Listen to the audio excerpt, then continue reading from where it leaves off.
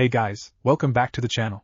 This is a story about what if Naruto God of Destruction Justice League Marvel. Before I start, please support for more amazing content, and do consider subscribing to my channel and share this video with your friends. This is written by Bookish108, and link in description and support writer. Let's start the video. Who's making all that noise? Due to everything shaking around him, the figure wakes up from his long sleep, wondering how long he has been under. A millennium? Maybe two. Being asleep for so long will make everyone lose track of time. Digging through his memories, the figure regains a few memories from before he hid himself away. After losing his train of thought for a moment, because of all the shaking, he manages to remember a few faint memories of a time that has long passed. He remembers why he's here, hidden away from all prying eyes and ears.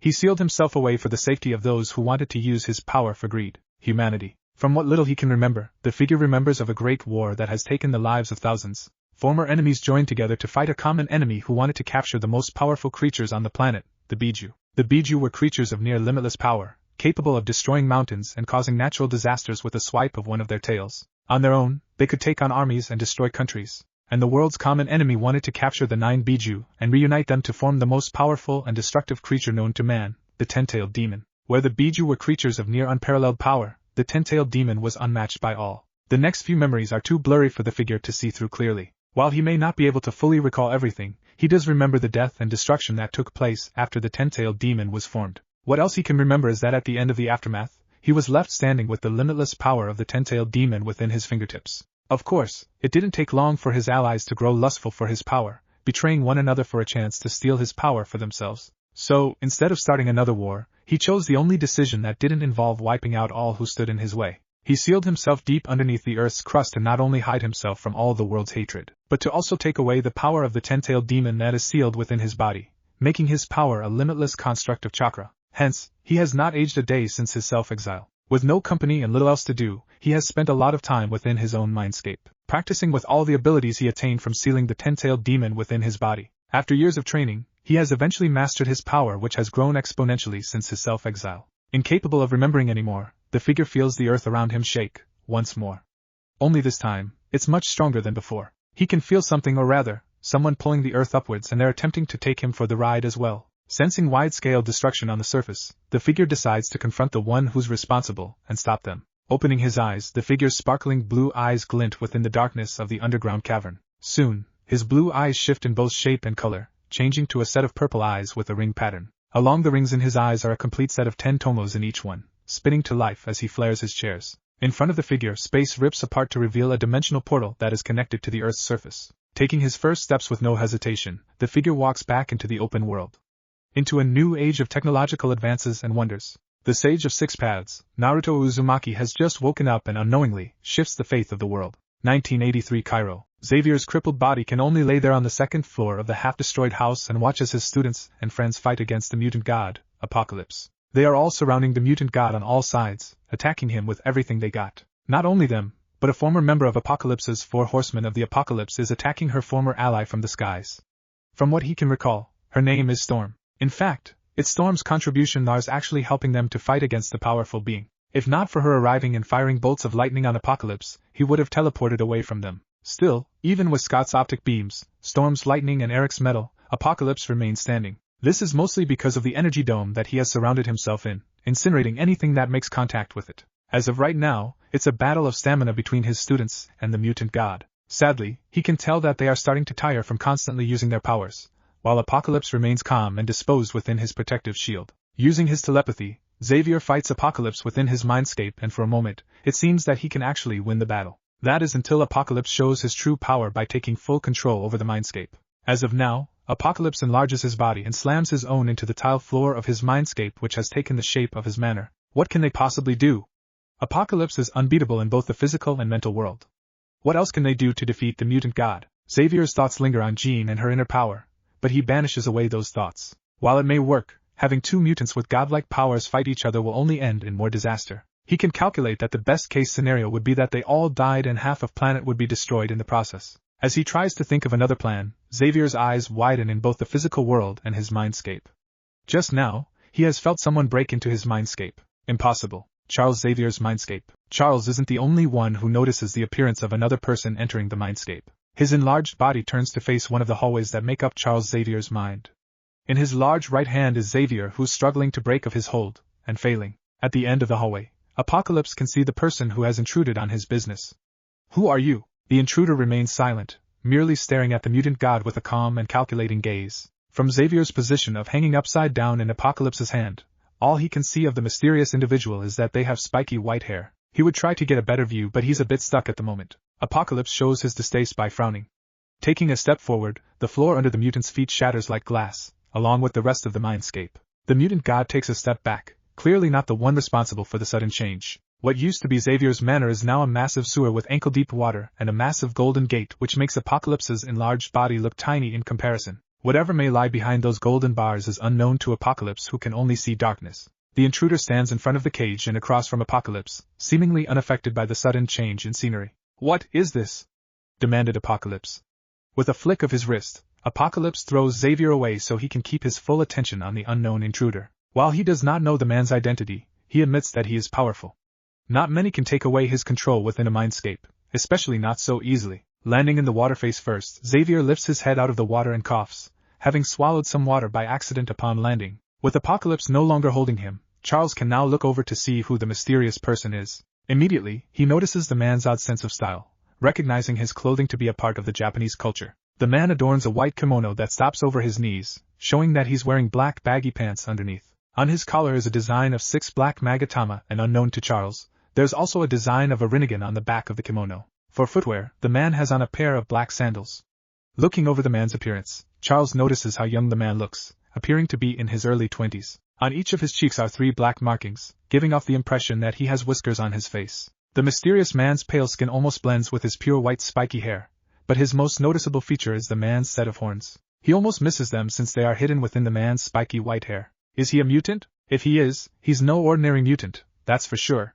With his white clothing, calm expression and his powerful presence, he appears to be what Mutantkin's version of God would be. While Charles doesn't want to believe it, the mysterious man looks to be a much better representation of a mutant god than Apocalypse. He can only hope that he's on their side. "I'll only ask one last time. Who are you?" asked Apocalypse, voice full of hostility for the mysterious man. Again, the man ignores Apocalypse's demand, although he does lift his right arm in front of himself. Pressing his middle finger against his thumb, the man snaps his fingers so loudly that the sound echoes off the walls of the sewer. The water surrounding the man ripples when he snaps his fingers, smoothing out the water across the sewer. Almost immediately, an insane amount of bloodlust fills the entire mindscape, putting an enormous pressure on everyone's shoulders. While he may not look it, Apocalypse is starting to strain underneath all the bloodlust in the mindscape. In all his 5,000 years of life, Apocalypse has never felt so much bloodlust before. It's taking all of his strength, just so he doesn't show the strain it's putting his body and mind through. While the bloodlust is very distracting, Apocalypse doesn't fail to notice that the origin of the bloodlust isn't coming from the unknown man but rather, whatever is inside the cage. While Apocalypse can remain on his feet, Xavier doesn't have that courtesy. The powerful mutant falls onto his rear, shaking like a leaf while barely able to keep both his consciousness and sanity in check. This bloodlust isn't human or mutant. Naruto frowns while he looks over the purple-skinned man in front of him, unaffected by the bloodlust. He can sense so much hatred within the giant and honestly, it makes him feel disappointed in knowing that even after sealing himself away, there are still those who want nothing more than death and destruction. Even now, he can feel the emotions of those across Earth, and a majority of what he's sensing are negative emotions of all sorts. "Even after my disappearance, humanity remains in turmoil," he muttered, somberly. Hatred isn't the only thing Naruto can sense within the giant. He can sense the man's abnormal power, and he's positive that it isn't chakra. It appears similar to yang chakra, yet different. Glancing over at the second occupant of the mindscape, Naruto smiles when he senses the lack of negative emotions within the man's soul. Well, other than fear, of course. It raises the man's spirits, knowing that there's still some good on the planet. Somewhat growing used to the bloodlust, Apocalypse clenches his fists and glares at Naruto. "No matter. Your actions speak louder than any words. You are obviously against me." The mutant god takes a step forward and then another until at some stage, he's running at a pace that seems impossible for a man of his size. Once close enough, Apocalypse reels back his right fist and throws a punch straight down on Naruto. "Now die." Naruto doesn't flinch away from the attack, simply raising a hand up to catch the punch. He does it so easily and with little to no strain that it surprises both Apocalypse and Xavier. While it's hard to tell for Xavier to know how strong the punch was, he can make an estimate from the way the water disperses from both men. The punch makes contact with the stranger's hand. Naruto tilts his head to the side as he gazes up at the giant in front of him. "I don't know why, but you remind me of someone." Apocalypse widens his eyes when he notices that his body is starting to shrink. He tries to use his own power to stop the shrinking process, but it's no good. He remains shrinking until the mutant returns to his proper height, now eye level with the unknown assailant. He winces when the man's hand tightens over his own, cracking bones in the process. I didn't like them. Apocalypse tries to throw a punch with his free hand but stops when Naruto twists his wrist in an angle it's not supposed to be in. Stop this! What are you doing to me? Roared Apocalypse, disliking how powerless he's feeling in this man's presence. Not only are his powers failing him, but he has lost complete control over the mindscape. This has never happened to the mutant god before and honestly, he doesn't know how to properly handle it. Naruto stares down the mutant god, making sure to twist the man's wrist even more so he can hear him cry. I'm taking over. Behind the golden bars of the gigantic cage, a large red eye with several concentric rings and 10 tomo opens from within the darkness, glaring down at Apocalypse with nothing but pure anger. That is the last thing Apocalypse and Charles Xavier sees before the entire mindscape shatters and they're forcefully thrown out. XXX. Charles jerks up for air and scrambles up to the nearby couch, feeling his bones shake in fear. Once he's on the couch, the mutant frantically looks around the destroyed building for a monstrous large eye. Once he realizes that he can't see the large eye or golden cage anywhere near him, Xavier happily sighs. His happiness is soon gone when he remembers where he is and the current events taking place. From his position on the couch, it gives him the perfect view of the battlefield. Apocalypse recovers from being forcefully thrown out of the mindscape and emits more of his power. The energy dome surrounding him quickly expands outwards, knocking aside the nearby mutants, including Storm and Magneto in the air. The mutant are thrown backwards into buildings and through wall, while Storm and Magneto are thrown even farther into the air. While Storm falls on top of a rooftop, Magneto recovers while in midair and rights himself. With all the annoyances dealt with, Apocalypse places a hand on his head to ease his growing headache. Being forcefully thrown out of a mindscape has given him such a bad headache. All of a sudden, his body tenses when he feels a shift in the wind. Slowly, the mutant god looks up and narrows his eyes when he sees the intruder 100 yards away, standing on top of a pile of rubble that used to be a house. Naruto's calm blue eyes look over his surroundings, noticing more people who possess the odd form of energy that isn't chakra, although none of them hold a candle to what the blue-skinned man possesses. Actually, Naruto glances at the young redhead, sensing something powerful about her. Her inner power is quite impressive, but that's not what he means. He can sense something within her, marking her for something. If he can compare it to anything, it's similar to how he holds the 10-tailed demon in his body, although she only possesses a measly piece of whatever entity that's within her. He'll have to keep an eye on her. Apocalypse narrows his eyes on the stranger, wondering why he can't sense the man's power. Many millennium ago, Apocalypse stole the ability to sense power levels from another mutants, giving him the perfect method to search for candidates to become his 4 horsemen of the apocalypse. So, why can't he use that same power to sense the mysterious man's energy? If not for me seeing him with my own 2 eyes, I would think that he doesn't exist. Naruto turns away from the other mutants to look over at the mutant god who has been emitting his power to increasing levels. At first, he would have liked to end this confrontation peacefully, but from the amount of negativity he can sense within the man, he believes it to be past the point of no return. Only someone who wants nothing but death and destruction could have that much hatred in their soul. So, Naruto appears right in front of Apocalypse, surprising the mutant god by his speed. Apocalypse throws a punch, but it sails right through Naruto, indicating that Apocalypse just punched his afterimage. Sensing a shift in the wind behind him, Apocalypse quickly turns around, only to see the young mutant who can shoot optic beams from his eyes. The young mutant tenses, but Apocalypse dismisses the mutant as no threat. Again, the wind shifts to his right and Apocalypse turns, seeing nothing but the beastly blue-haired mutant. Where are you? Show yourself, you coward, and face the wrath of a god, demanded Apocalypse, shaking the earth from the amount of power he's releasing. The nearby mutants all fall to their knees, losing their balance from the earthquake that takes place right underneath their feet. Very well. Apocalypse's eyes widen when he hears the voice speak over his shoulder. Before he can turn around, a hand clamps down on his shoulder, and the next thing the mutant knows, he's sailing through dozens of buildings, separating him and the other mutants by miles. Apocalypse loses count of the amount of buildings he goes through, but he eventually does slow down enough for him to flip backwards and slide to a stop. Grunting slightly, the god of mutants raises to his full height, while his broken muscles and bones heal themselves. As he looks through the trail of destroyed buildings, he can see the annoyance is already in front of him, having traveled miles in seconds. Having lost his patience, Apocalypse raises both his hands up, levitating all the nearby rubble and piling it all into one big ball. Then, the ball of rubble disintegrates into acidic sand.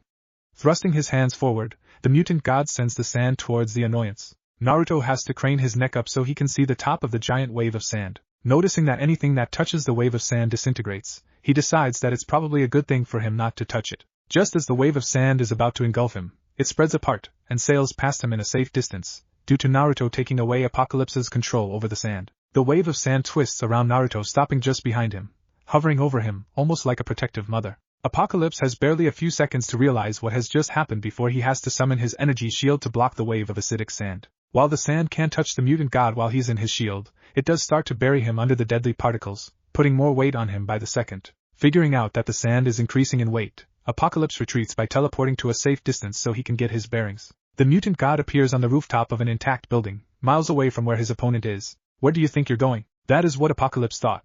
But he turns around and as much as he hates, the unknown intruder is standing across from him on the exact same rooftop. Apocalypse takes a step back from the unknown.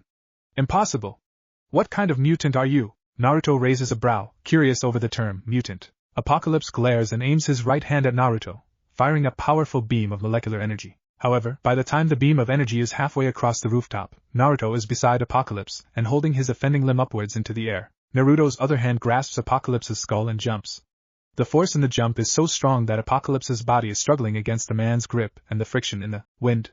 3 seconds later and Naruto has jumped past the cloud, hovering in the air for a moment. Pulling back his arm, Naruto throws the mutant god back down to earth, watching as the mutant falls like a falling meteor. As the X-Men recover and wonder what has just happened, none of them notice the incoming mutant until Apocalypse collides with the floor, causing an explosion of rubble to fly upwards into the air. Once the rubble subsides, everyone looks to see a massive crater in front of them, and in the center of the crater is none other than Apocalypse, already healing from the damage. Apocalypse groans as he feels his bones reset, and his muscles stitch back together. Slowly, he opens his eyes to see Naruto standing over his prone body. Naruto looks over the mutant god in curiosity, watching as his injuries heal almost instantly.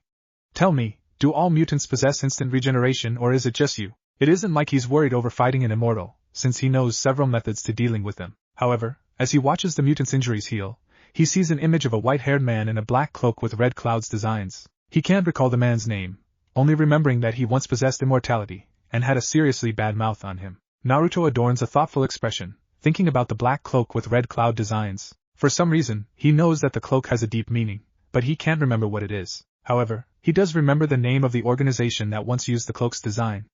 Akatsuki, you growled Apocalypse, angered over the man's blatant disrespect, as well as his overwhelming power. How can he be losing so easily when he is the most powerful mutant on the planet? Pushing himself onto his feet, Apocalypse's eyes whiten as he calls forth his full power. As Apocalypse releases his full power, the earth begins to shake once more, causing everyone but Naruto to lose their footing. Naruto remains in place, using his chakra to stick his feet to the floor. The Sage of Six Paths watches in curiosity as the earth shakes uncontrollably and dark clouds start to cover the sky. The sound of thunder echoes while lightning is visible from within the dark clouds. None shall escape the wrath of God, roared Apocalypse, raising both of his hands over his head, increasing his power tenfold. The mutant god looks over at his enemy, feeling a little pity for him.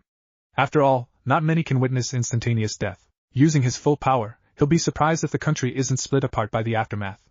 Now, Apocalypse drops his arms down so he can unleash his full power, only for a hand to grasp his face, cracking his skull from the amount of force being used. So much hatred in one soul. Between the gaps of his assailant's fingers, Apocalypse can barely make out the man's facial expression. What he can make out is his blue eyes changing shape and color. What used to be a pair of sparkling blue eyes that are as blue as the ocean, are now a pair of powerful purple eyes with concentric rings and 10 tomo. If he could, Apocalypse would widen his eyes in horror, recognizing those eyes as the same one from behind the golden cage. Even now, he can sense the almighty power within those eyes, dwarfing his own power. Ignoring how Apocalypse's blue skin has gone a lot paler, Naruto summons forth the power of the human path. As much as he tries, Apocalypse can't get out of his enemy's hold. He tries to summon any of his many abilities and yet, they all fail him. He can't even teleport himself away, leaving him at the mercy of his enemy. All of a sudden, the mutant feels something amiss with his body. For some reason, he almost feels free. Disliking with what's happening to him, Apocalypse tries to lift his hand to grasp his enemy's arm, only for him to realize that he can't feel his arm. In fact, he can't really feel much of anything. His arms, legs, chest and even face all grow numb, leaving him feeling like an empty husk. By the time he tries to pull away, it's already too late. With a strong pull, Naruto rips out the soul of Apocalypse. The surrounding X-Men can only watch the event take place, all feeling a mixture of awe, disbelief, horror and a little bit of fear. They all just witnessed an unknown man beat Apocalypse around like a rag doll, and pull out what looks to be an ethereal version of the mutant god. While they aren't sure what the white-haired man did, it's enough to finally put down the mutant god, shown by how the man lets go of Apocalypse's face, dropping the mutant onto his stomach with no sign of life. Slowly, Naruto starts to absorb the mutant soul, including his memories.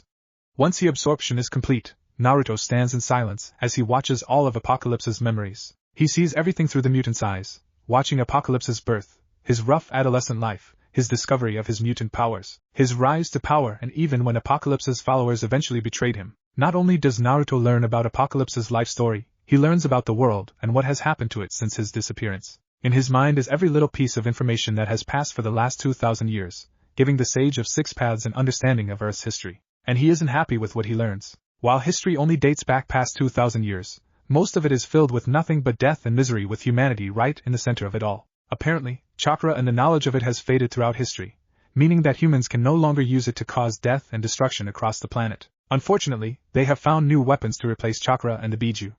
Now, they use weapons and bombs to take away the lives of their fellow man. And for what? Resources? Ideology? Power? It appears to me that it will take more than my disappearance to make true peace come true, thought Naruto, glaring at nothing. While he may not notice, his glare has many of the surrounding mutants flinch or tense up. Maybe it's about time I take a more straightforward approach. Before he leaves, Naruto glances at the corpse of Apocalypse. He could prove to be useful. Violet flames erupts behind Apocalypse's corpse, startling many of the viewing mutants.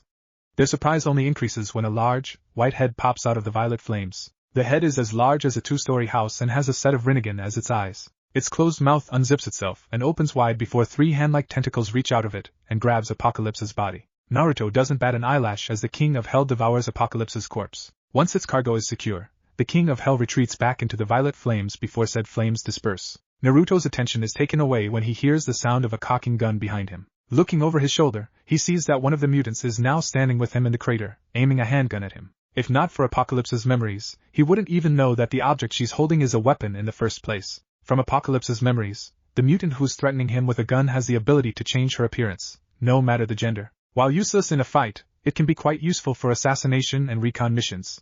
He knows, seeing as the ability is standard procedure back in his time. He had sensed her move the instant she took her first step, but he didn't stop her. While it may appear arrogant, he admits that she is of little threat to him, especially when compared to the other surrounding mutants. While she may not look it, she's actually terrified of him. With the ability to sense emotions, he can tell what someone is actually feeling, even if they're trying to hide their emotions behind a fake mask. The blue-skinned mutant isn't the only one who's terrified of him. He can sense the emotions of the other mutants, and they're feeling the exact same fearful emotion as their comrade, especially the crippled mutant. It isn't like he can blame them for being scared of him.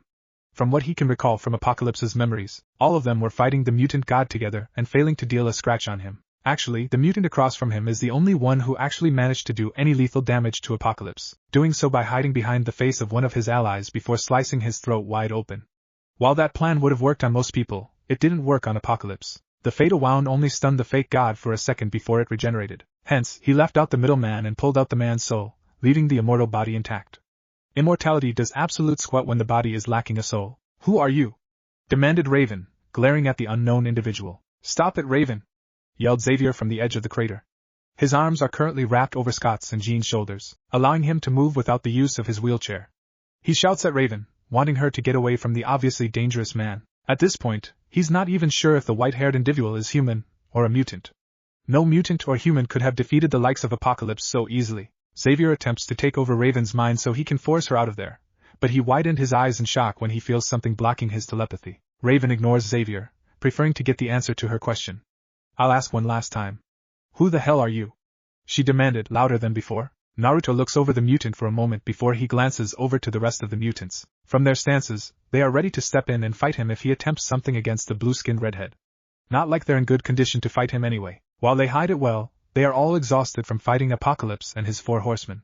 Besides, he doesn't want to fight them anyway. He can sense the good in all their souls, so that puts them in his good books. As he looks over the several mutants, his blue eyes linger on the redhead for a second longer than anyone else. Space rips apart behind Naruto as he summons a dimensional portal to transport him away.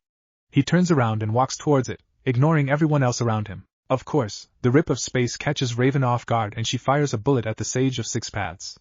The bullet never hits its mark, seemingly disappearing in midair. Naruto stops when he's only a single step away from the portal. He looks over his shoulder at Raven and offers a playful smirk, opening his right hand and dropping a lone bullet. Afterwards, he walks into the portal which closes behind him, leaving a group of befuddled and confused mutants. 6 months later, Xavier's mansion. Never pegged her as a teacher, chuckled Magneto, or rather, Eric Lenshare.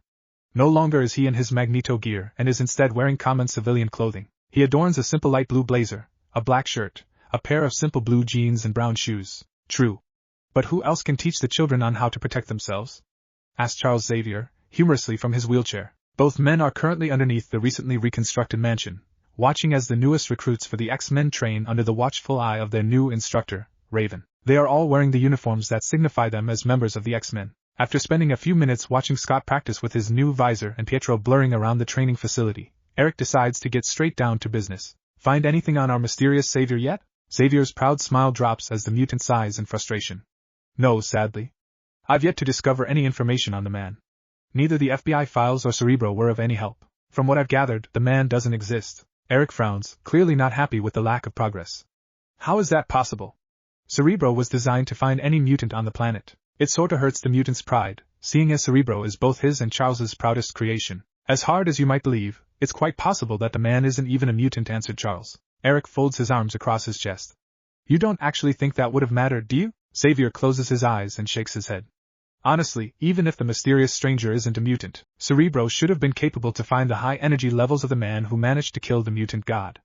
Yet, Cerebro can't find any trace of the man. With no files, no name and no way to find him, it's like they're searching for a ghost. Dark times are coming, Charles warned Eric, watching as Raven barks orders at the X-Men recruits. We may not be able to see them now, but dark clouds are coming and I fear we won't be prepared when the time comes. And here I thought I was the psychic, joke Charles, trying to make light of the situation. From the tension in the air, it's obvious that his choice of humor isn't appreciated. At the very least we know he isn't hostile towards us. For now. What do you mean by that? Eric shrugs his shoulders. As you said, we have no information on the stranger. We don't know who he is or where he comes from. All we have on him is his appearance, and the fact that he killed the most powerful mutant on the planet. Xavier nods in agreement. True. However, he didn't show hostility towards us in the aftermath. It isn't like he couldn't have killed us after defeating Apocalypse. Eric turns and looks down at his friend's broken body. I won't pretend that I know all the answers. All I'm saying is that we should be careful and prepare for the worst. What's to stop him from coming to your school and causing havoc? He asked, waving a hand towards the open doorway where the X-Men trainees are practicing with their powers. Charles swerves his wheelchair to face Eric, glaring up at Magneto with cold steel in his eyes. Then he will be sorry that he came here to cause trouble for my students. Eric smirks over his friend's reply, enjoying the man's overprotectiveness for the younger mutants. I'm just saying, Charles. He's a powerful unknown that must not be overlooked. Charles turns his chair to face the open doorway. While he doesn't verbally respond, the mutant does nod to show he agrees with Magneto. He watches as Storm practices with his lightning manipulation, biting his bottom lip. Do you have to go? Eric smiles, deciding to quit talking about the unknown stranger for now. He pats his friend on the shoulder. You know I can't stay here. Not for long anyway. The truth is, he is still on the world's most wanted list for his assassination attempt on the U.S. president on national television. The last thing Charles needs is for the U.S. government to come knocking on his door. Where will you go? Eric gives one last glance to the X-Men recruits, eyeing Pietro for a moment. Looking away, he turns and presses the button to call the elevator. You're psychic, Charles. You'll know where I am, answered Eric, smirking in good nature. Xavier watches his students train, never once taking his eyes off of them. Goodbye, old friend. Eric nods and smiles. Goodbye, Professor. With their goodbye said, Eric enters the elevator and heads back up to the surface. Charles continued to watch as his students train under Raven, but his mind is thinking about different matters. He thinks back to his experience with the unknown man from 6 months ago. The man who has not only saved their lives, but the lives of every human and mutant on the planet, and nobody else will ever know. For a moment, a memory of that sewer flashes before Xavier's eyes, making him gasp and hold his hands together to stop them from shaking. That eye. He has only caught a glimpse of the eye for only a short moment, yet it still made quite an expression on him. Whatever is behind that cage, it's massive, powerful and very, very angry. As Xavier controls the shaking of his arms, he looks back to his students, hoping that whatever dangers come in the future, they'll be ready. Years later, Gotham City. Many years have passed since the incident with Apocalypse, and the world has eventually recovered from the destruction caused by both Apocalypse and Magneto. Buildings have been rebuilt, bodies have been buried, and the world governments have taken back control of their countries. In the end, the planet seems to have been brought to a state of peace. Peace is only a temporary solution, thought Naruto, staring down at a warehouse as he hovers in the air. Over the years, Naruto has watched on as events pass by him, without ever aging. He has witnessed babies take their first breaths into life, as well as the elderly take their last on their deathbeds. He has also watched as villains wreak havoc across the planet, while the heroes fail to protect the lives of innocents, due to their incompetence. Even after his sacrifice, Naruto has discovered that the planet remains to be the cornerstone of where evil lurks in every shadow. Across the planet, people continue to kill, rape and steal with smiles on their wretched faces. What's worse, evil has grown so out of control that it has given birth to those who have been labeled supervillains. They are labeled as such because of them possessing either inhuman powers or special skills that make them a threat so large that regular police officers can't handle them. That's where the heroes step in. And where Naruto's disappointment continues. At first, Naruto is delighted to know that there are people out there who go out of their way to protect the innocent and fight the villains of the world. His delight soon fades when he takes a closer look in what the so-called heroes are actually doing. While the people believe that the heroes, such as the Justice League, are making a difference, Naruto sees the idiotic truth. The truth is, all the heroes are doing is continuing the cycle of death and destruction. A villain would go out of their way to take the lives of innocents for greedy and selfish reasons, while the heroes would swoop in and defeat said villain, supposedly avenging the people who have lost their lives. Yet, each of the heroes make the same mistake by allowing the villains to live and to be taken away by the authorities and put into prison. By doing so, many of the villains would soon find themselves back out on the streets, courtesy of a very good lawyer, bribery, or by a forceful escape. Once they're back out on the streets, they continue their killing spree, and so, the circle of death and destruction continues. While the heroes may think they're actually doing good by keeping the moral high ground and not killing, all they're really doing is adding to the body count. By not ending the pathetic lives of the villains, they're as accountable to the lives lost as the villains. If the Justice League won't spill the necessary blood, he will have to do it himself. After all, the villains can't take away innocent lives if they're dead. However, even with his godlike powers, Naruto knows that it'll take more than him to actually spread his influence. That's why he will reform a long-lost group that once brought fear and terror to the planet during his own time, the Akatsuki. And what better way to spread fear to the criminal underworld than by killing one of the biggest villains? Tonight the clown prince of crime dies. From his position in the air, Naruto can count 4 of Joker's goons on the rooftop of the warehouse, all handling an assault rifle each and keeping watch for anyone who might want to bring the Joker to justice. In other words, they are looking out for Batman. Many times, Naruto has watched Batman take down men like the 4 goons in half a minute. For the likes of Naruto, it took him half a second to kill all 4 men. While invisible to the naked eye, a thin, but powerful bolt of lightning bounces off the skulls of each of the 4 men, frying their brains and killing them instantly while Naruto calmly floats down to the rooftop. Slowly, he walks to an open window on the roof and jumps through it, landing on an overhanging catwalk and doing so without making any sound whatsoever. The first thing the Sage of 6 Paths notices is how annoyingly colorful the room is. Colors ranging from the brightest of colors has been painted across the walls with no actual pattern to it. To add to the warehouse's bright colors, colorful toys litter the floor, ranging from tiny robots to 7-foot teddy bears. The innocence of the toys are lost to him when he sees the few boxes of weaponry beside them, as well as the pacing and obviously angry Joker. Glancing around the warehouse, Naruto sees that the Joker has 5 hired goons at his disposal, with each one dressed as oddly as the room itself. Where one is dressed like a teddy bear, another can be found dressed in a cheap costume of Batman. "That stupidly idiotic woman!" yelled the Joker, kicking aside a nearby teddy bear. Wisely, the goons remains quiet and pray that their boss doesn't ease his stress on them. The last time someone smart-mouthed the Joker, he ended up in a barrel of acid and shipped off to who knows where. That bitch just couldn't stop herself from getting caught. Again. She best pray that she rots in her cell before I get my hands on her, growled the Joker while making clenching motions with his hands. Just under 24 hours, he and Harley have been cruising around the streets of Gotham for a joyride, causing a few bits of mayhem at the same time, and as per usual, Batman shows up to ruin their fun. With his own great sense of humor, Joker found it funny to drive the car into the nearby canal to get Batman off his trail. That's just before Harley started bitching about not being able to swim. Now she's back in Arkham and he's one woman down for his next bank job. One of Joker's more braver goons steps forward. "Should I make a few calls and get her out, boss?" "Don't you fucking think about it," raved the Joker, disturbing the goon by getting into his personal space. Quickly, Joker's glare changed to a smirk when he notices his goon's nervousness. "What's wrong with you?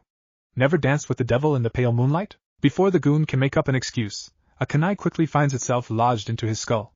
Joker merely blinks as his goon drops dead in front of him. Glancing down, he sees his goon lay on the floor, dead and bleeding from the skull. He actually finds the sight humorous. Reeling his head back, Joker laughs as the rest of his goons lift their assault rifles to the catwalk, expecting to see Batman, but Joker knows better. With all his years dealing with Batman, he knows that the last thing the masked vigilante will do is kill someone, no matter how annoying they are. He's living proof. No! There's someone else hiding in the shadows of his hideout. Someone new. Someone fun. Spotting a shade of white, Joker looks up at the catwalk and grins so widely that it actually looks deformed. "Who's this? A new player in our little game of cat and mouse? And you aren't even wearing a mask," he laughed, pointing at Naruto as if he's the funniest man he has ever met. Naruto stares down at the green-haired man, feeling so much negativity within him that it's making him feel sick. For a moment, an image of a man with long black hair and wearing red armor shadows over Joker's person before it vanishes, making Naruto frown. While curious, he ignores it for now so he can accomplish tonight's goal. After doing his research on the Clown Prince of Crime, Naruto found himself somewhat surprised to know that the Joker doesn't have any superpowers of his own. How many villains can brag about being one of the best and not have the help of powers? What the Joker lacks in superhuman abilities, he makes up for it with his ruthlessness, unpredictability, and clever weaponry. Even with no powers for his own, thousands of lives have been lost by the Joker's hands, each either being a man, woman, or child. For every person he causes pain and suffering, the Joker merely laughs. Tonight, Naruto will finally accomplish the inevitable. Tonight, he will avenge the deceased and kill the Joker. I'm not sure you understand, kiddo, but you're playing with the big boys now, said the Joker, reaching into his purple coat and pulling out a revolver with an extra long barrel. So why don't you scurry on off, eh? With a laugh, he fires his revolver at Naruto. Without so much as blinking, Naruto catches the bullet in between his fingers, surprising the goons from his inhuman feat. Joker merely smirks at the sight. Aiming, Naruto flicks the bullet straight towards one of the goons. In supersonic speeds, the bullet rips through the goon's skull, but it doesn't end there. With a small bit of chakra manipulation, Naruto controls the trajectory of the bullet after it jumps out of the goon's skull and controls it to pierce through the skulls of the other goons. The goons soon collapse dead with a smoking hole in their heads. Joker chuckles, seemingly unaffected by Naruto's efficiency to killing his men. Well, aren't you a big ball of excitement, he laughed. And here I thought Batman was the big boss in Gotham. Shrugging his shoulders, Joker makes a run for a pile of crates. Jumping off of the catwalk, Naruto seems to glide to the floor, watching as the Joker makes a run for the crates. He allows the villain to do so, knowing that he can kill the insane clown anytime he wants. Following after him, Naruto slowly walks towards the crates, only to stop halfway when he hears the sound of an engine turn on. He raises a brow when the crates shatter as a bright purple car drives through them, bearing the Joker's sick smile on the front of the vehicle's hood. Within the car, Joker laughs as he steers the car towards Naruto, intending to run him over. Yet, Naruto remains in place, staring at the incoming car with a blank expression. All of a sudden, the Joker jerks forwards and bangs his forehead against the steering wheel when his car suddenly stops. What the hell is the big idea? Yelled the Joker, shaking his fist with one hand while using the other to rub his sore head. He stops what he's doing when he sees that Naruto is standing in front of his car, holding it back with one hand. Literally, Naruto's fingers have dug into the car's hood, bending metal with the greatest ease. Never once flinching, Naruto uses his one hand to lift the vehicle over his head, carrying the car as if it weighs nothing. With a simple flick of the wrist, the car ends up flying towards one of the warehouse's walls, performing several flips while in midair before crashing into the wall. As the ruined car starts to emit smoke, the car's driver door is kicked open and a wounded, if not alive, Joker crawls out of the wreckage. I am one F for jokes, but this isn't F funny, muttered Joker with a dry laugh, before wincing from the deep cut in his hip. The Joker stops crawling when he sees a pair of feet and sandals in front of his face. You're still here? He deadpanned. Naruto doesn't reply, preferring to grab the Joker roughly by his neck and hoist him up with his feet dangling in the air. Activating his Rinne Sharingan, Naruto summons the King of Hell behind him, much to the surprise of the Joker. The King of Hell opens his mouth wide open and a tentacle-like appendage shoots out and grabs the Joker's tongue. No sooner does the appendage grab the Joker's tongue than it starts to pull at it. The Joker must have found something funny about it because he starts to laugh, even as the King of Hell painfully pulls at his tongue. Not long after, the Joker's insane laughter goes silent once the King of Hell pulls out his tongue, ending the life of the clown prince of crime. Now that is done and over with. Turning away from the sight of the King of Hell devouring the Joker's corpse, Naruto walks towards one of the warehouse's undamaged walls to mark the start of change. XXX, Batman hums to himself as he looks over the odd symbol that has been etched into one of the walls in the warehouse. A cloud? Could be a symbol, or someone sending a message. I'll have Barbara look into it, he thought, taking pictures of the large cloud symbol with the hidden camera in his mask. Behind him, Bruce can hear the police and medical personnel talk with each other, with some wondering what happened. Just from a glance of the decorations, Bruce can make an experienced guess that the warehouse was recently used as a hideout for the Joker. Nobody else, but the Joker, has the disturbing sense of humor to fill a warehouse with colorful toys and dangerous weapons. However, it's obvious someone else knew about this as well. He has already recognized the corpses to be former goons of the Joker. That isn't too odd, due to the Joker having the tendency to kill a few of his own men when bored. But what's odd is that the men were killed in strange ways. One of the 5 was killed from a knife that cut through his skull with the mysterious weapon missing, and the rest were killed by a single bullet through the skull. He would suspect the perpetrator to be Jason or maybe even Deadshot. But that doesn't explain the 4 dead men on the roof who have their brains dripping out of their ears. Glancing to the right, Bruce sees the Joker's car, which has been thrown into the wall. From the cracks covering the wall and the damage done to the vehicle, it's obvious that the one responsible is someone who possesses superhuman strength, or has technology which grants them enhanced strength. He doesn't miss the fingertip dents in the hood of the destroyed vehicle, meaning that the perpetrator caught the vehicle from there. It's painfully obvious from the crime scene that the Joker was attacked in his own hideout. Having already taken a blood sample from the blood at the crime scene, Batman frowns in thought. What really has Batman curious is who could have attacked the Joker. Not a lot of people are brave enough to actually attack the clown prince of crime. Whoever does so tend to regret it almost immediately. But from the wreckage, dead bodies and blood stains, whoever did this is sending a message. They aren't afraid. With another hum, Batman turns and heads back to inform the League with what happened. While there, he can inform Barbara about the cloud symbol so she can start her search on it, as well as look over the blood sample he found. XXX, there you are. On top of one of Gotham's many skyscrapers, one of the city's most well-known characters can be found. Red Hood tilts his sniper rifle slightly to the left so he can keep his scope on his target, who goes by the name Big Daddy. Obviously, he could have searched for the crime boss's real name, but that would only cost him money and time. To be honest, him knowing the man's real name wouldn't change his fate. Big Daddy is known in the underworld as an upstart crime boss who is starting to lead the underground slave trade. He is the reason why young women have been taken away from their families and friends, so they can be drugged up and sold into sexual slavery for whoever has the wealth and lack of morals to do so. Of course, being in such a business quickly gained him the attention of the former boy wonder, who is currently watching Big Daddy walk through the hallway of a skyscraper's 30th floor, directly across from the rooftop he's currently standing on. Jason narrows his eyes as he watches the large man who is wearing an expensive-looking white suit that's straining from his large stomach. As expected of someone in his line of work, Big Daddy has 4 muscular men in black suits surrounding him on all sides, protecting their employer from any threat that may get in their way.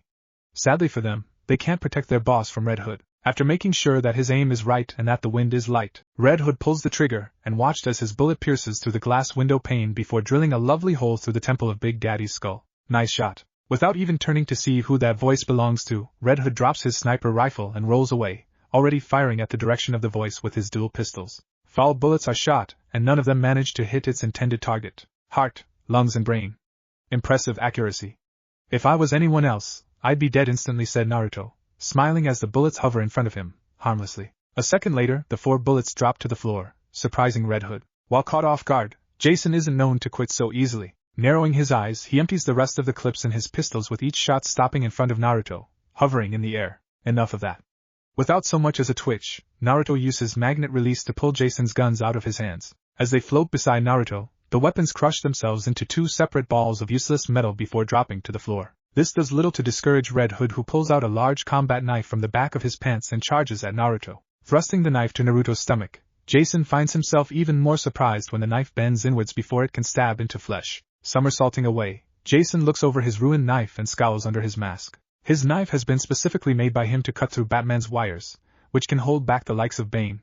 Now it's a useless pile of metal. Throwing away his knife, Red Hood gets into a fighting stance. Whatever he's doing, it's related to metals, he thought, believing that is why his bullets and knife was ineffective against the man. Running towards him, Jason swings his leg high and aims for the man's temple. However, his limb is stopped by an unknown force before it can make contact. What? So his powers aren't metal-based. Taking a step back, Red Hood throws a punch, only for him to be repelled backwards by an invisible force. Groggily, he stands back up and glares at the white-haired man who hasn't moved from his spot once. Who the hell are you? Another member of the League? Naruto shakes his head. No. Just someone who's looking for hopeful recruits. And I'm one of the lucky chosen ones, I take it? Said Jason, sarcastically. Correct, nodded Naruto. Naruto turns and walks to the edge of the building, and Jason watches every step the unknown man makes. He notes how silent the man's footsteps are, lacking any sound. Calmly, Naruto stares out at Gotham City, sensing so much negativity within it. Don't you want to clean the streets? He asked, frowning at the large negativity source that calls itself Gotham. And all crime in the city? I don't know what rock you crawled yourself out of, but I'm already cleaning up the streets, stated Jason, folding his arms across his chest. Naruto allows a small, but sad smile to stretch across his lips. You are trying, and I commend you for doing so. However, nothing you do will end the constant crime and death in Gotham. Naruto tilted his head backwards to avoid the throwing knife Jason just threw at him. And what? You think that what I'm doing is wrong? That we should just lock up the scum of the earth? Only for them to get out of prison and kill again? That doesn't work, roared Jason in rage. At one point in time, Jason actually thought the system worked. That was a time where he wasn't the infamous Red Hood and instead, Robin. As Robin, he worked with Bruce to take down the many criminals and villains that litter the streets of Gotham, and in his naivety, he allowed them to walk away, alive. It's only after his death by the Joker's hand that he realizes the truth in the system. And the truth is that the system doesn't work. After all, if Bruce just killed off the Joker before he became such a household name, he wouldn't have lost his own life. Naruto faces Red Hood and smiles. And I agree. Naruto doesn't need to see under Jason's mask to know that he's looking at him, quizzically. You have taken over most of the gangs in Gotham so you can control crime on the inside. Whoever doesn't follow your orders, you kill without question. You kill villains and criminals whenever you get the chance. I like that. Jason narrows his eyes. Then I take it you aren't with the Justice League. He says it as more of a statement than a question. Every member of the Justice League is as naive as he used to be, and so, they wouldn't talk about killing the scum of Earth so easily. Naruto smirks in amusement. If I was a member of the League, would I not try to stop you? After all, I did just see you kill a man, he said, looking over at the skyscraper where Big Daddy's corpse remains. True, muttered Jason in agreement. While he isn't willing to get violent, Jason makes sure to keep his guard up around the man. Something that Naruto inwardly applauds him for. But how do I know you aren't just talking big? How about I just show you? Before Jason can ask what he means by that, Naruto's Rinna Sharingan eyes blare to life. Violet flames erupt behind him as the King of Hell rises from the fire. Red Hood takes a step back, ready to jump at the building if he sees any act of aggression. Naruto steps to the side as the King of Hell spits out a large object from its mouth. Said object slides in front of Jason, who looks down at it, and widens his eyes in awe at the sight. Lying by his feet, dead as a doorbell, is none other than the Joker. No way, gasps Jason in disbelief before he looks back up at Naruto. The man who has somehow managed to do what he has constantly failed at, and killed the Joker. Who in the hell are you? Just a simple man who wants to change the world for the better. Simple my ass, thought Jason. No simple man could kill the likes of the Joker. This group of yours, what is it called? Akatsuki? Not a name I would pick out, but whatever, shrugged Red Hood. And there are others? Who share our ideology? No. Naruto looks back out to face the city. Batman may think he's doing the city a favor, but all he's doing is putting fuel into the fire. Families are destroyed every day because he refuses to kill those who are responsible. Now with the Joker dead, he can no longer continue his reign of death in Gotham, forever saving the lives of his future victims. And he's just a stepping stone, but I can convince them otherwise. Red Hood slowly nods and takes a spot beside Naruto, folding his arms across his chest. So when do we start? Overhead the unsuspecting city, the Akatsuki have been reformed. Unknown location. Where are we? Gasped Red Hood as he looks around the new scenery of plant life. 1 second, he's standing on top of a building in the middle of Gotham City, and the next, he's in what looks like an underground cave with wide fields of grass and a gentle river that splits down the middle of it. The source of the river is a large waterfall that is pouring down a hole from the ceiling of the cave, which is also the only source of sunlight. It wasn't sunny at Gotham the last time I checked, thought Red Hood, remembering that it was the middle of the night just a second ago. This will be the hideout for the Akatsuki.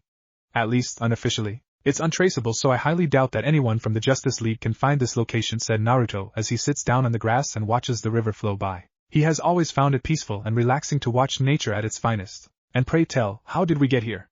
And where is here in the first place?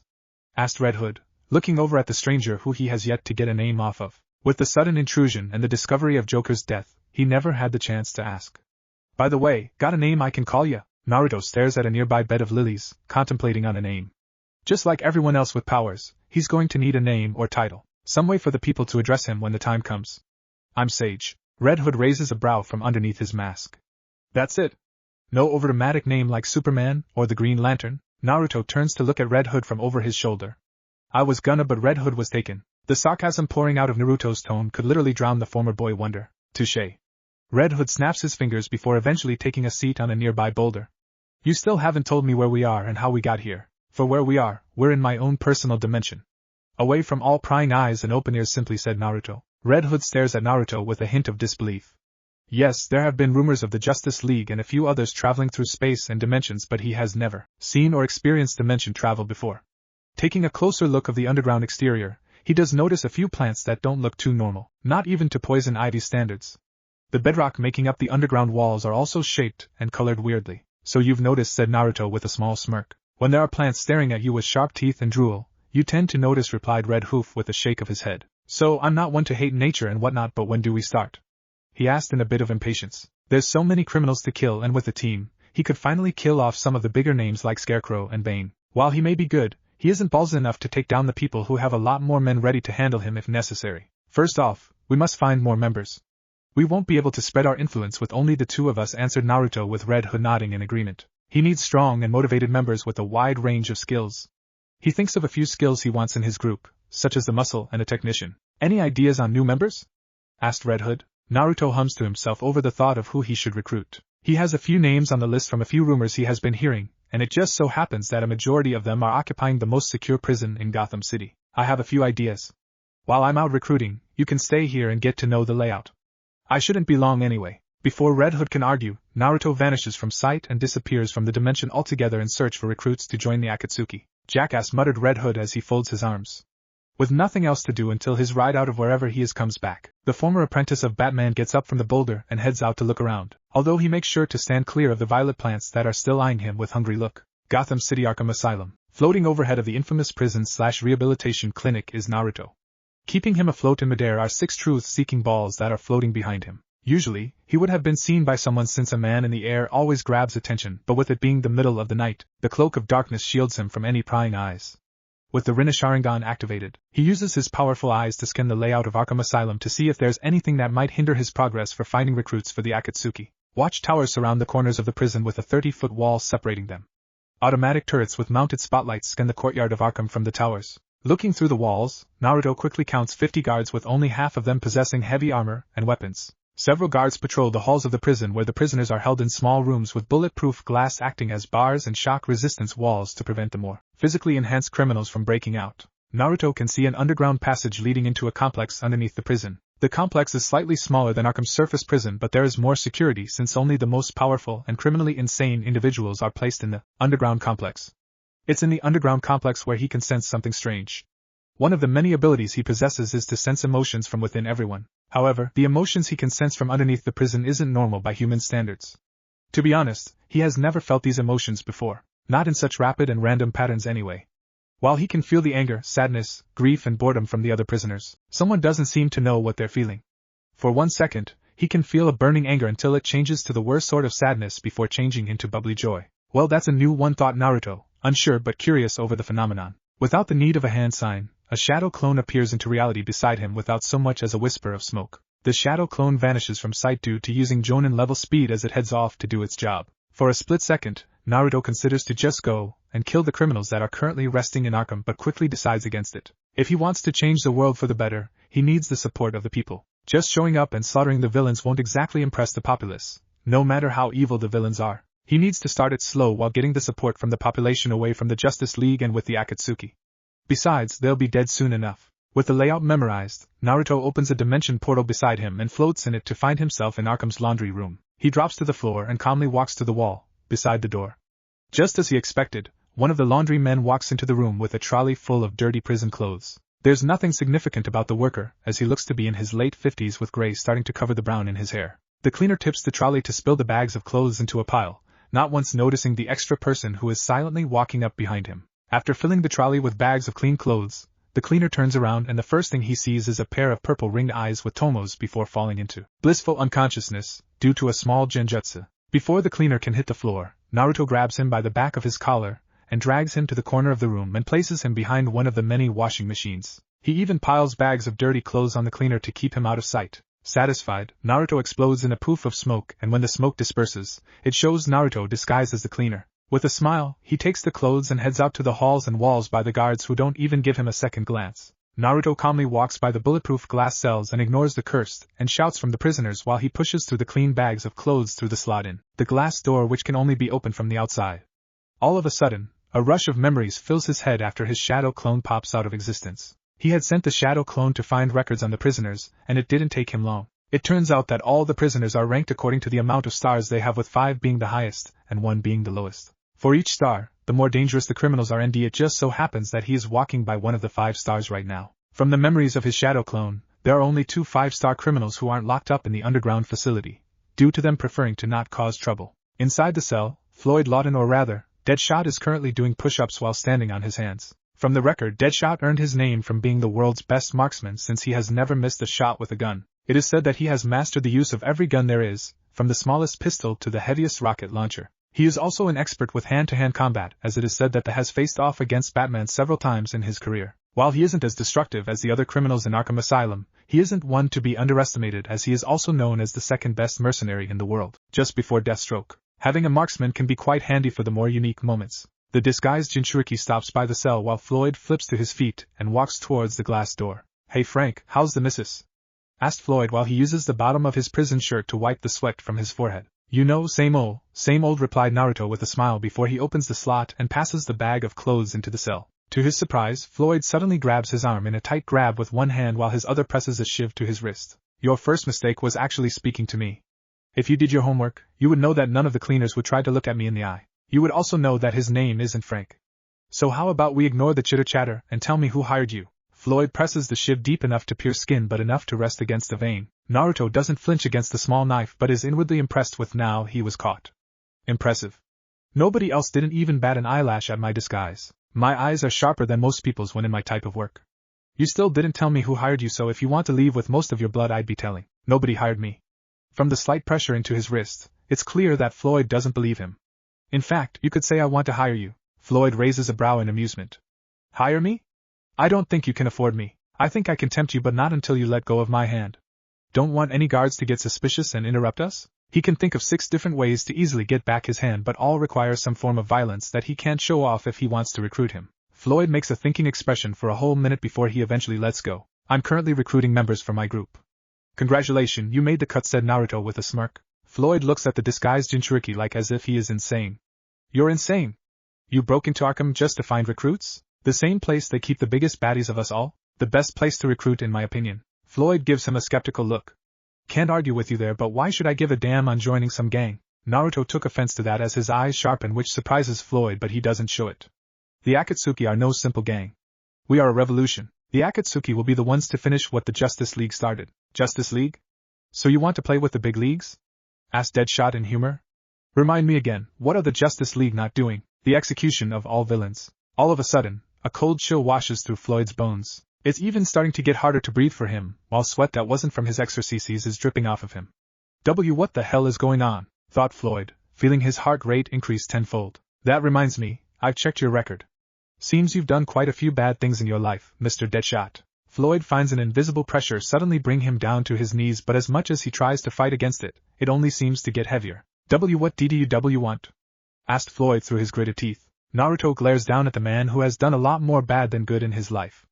I want for the world to change, and you're gonna help me to do it. X. After successfully convincing Deadshot and teleporting him to their base of dimensions, Naruto walks towards the end of the hall, where the elevator that goes to the underground complex is. Of course, there are 2 heavily armed security guards by the doors. One of the guards sees the disguised Naruto walk over, so he walks forward with his hand out. This area is off limits, warned the guard. Naruto doesn't even glance at the man as he continues to walk towards the door. Did you not hear me? I told you that this time. Naruto does glance at him, but with the Rinna Sharingan. He places a genjutsu which erases their memories of himself, which works like a charm when the guard loses focus of his objective, and goes back to his position. Naruto enters the door and into the lift before pressing the down button. After a few minutes of waiting, the elevator door opens. Before leaving, Naruto uses his chakra to reflect the light away from his body, therefore making it look like he is invisible to the naked eye. There, he walks down the hallway, making sure to sidestep the guards who walk by him without noticing. While he walks halfway down the hall, he stops and turns towards a set of double doors. The reason is because behind the doors, he can feel the strange mess of emotions from before.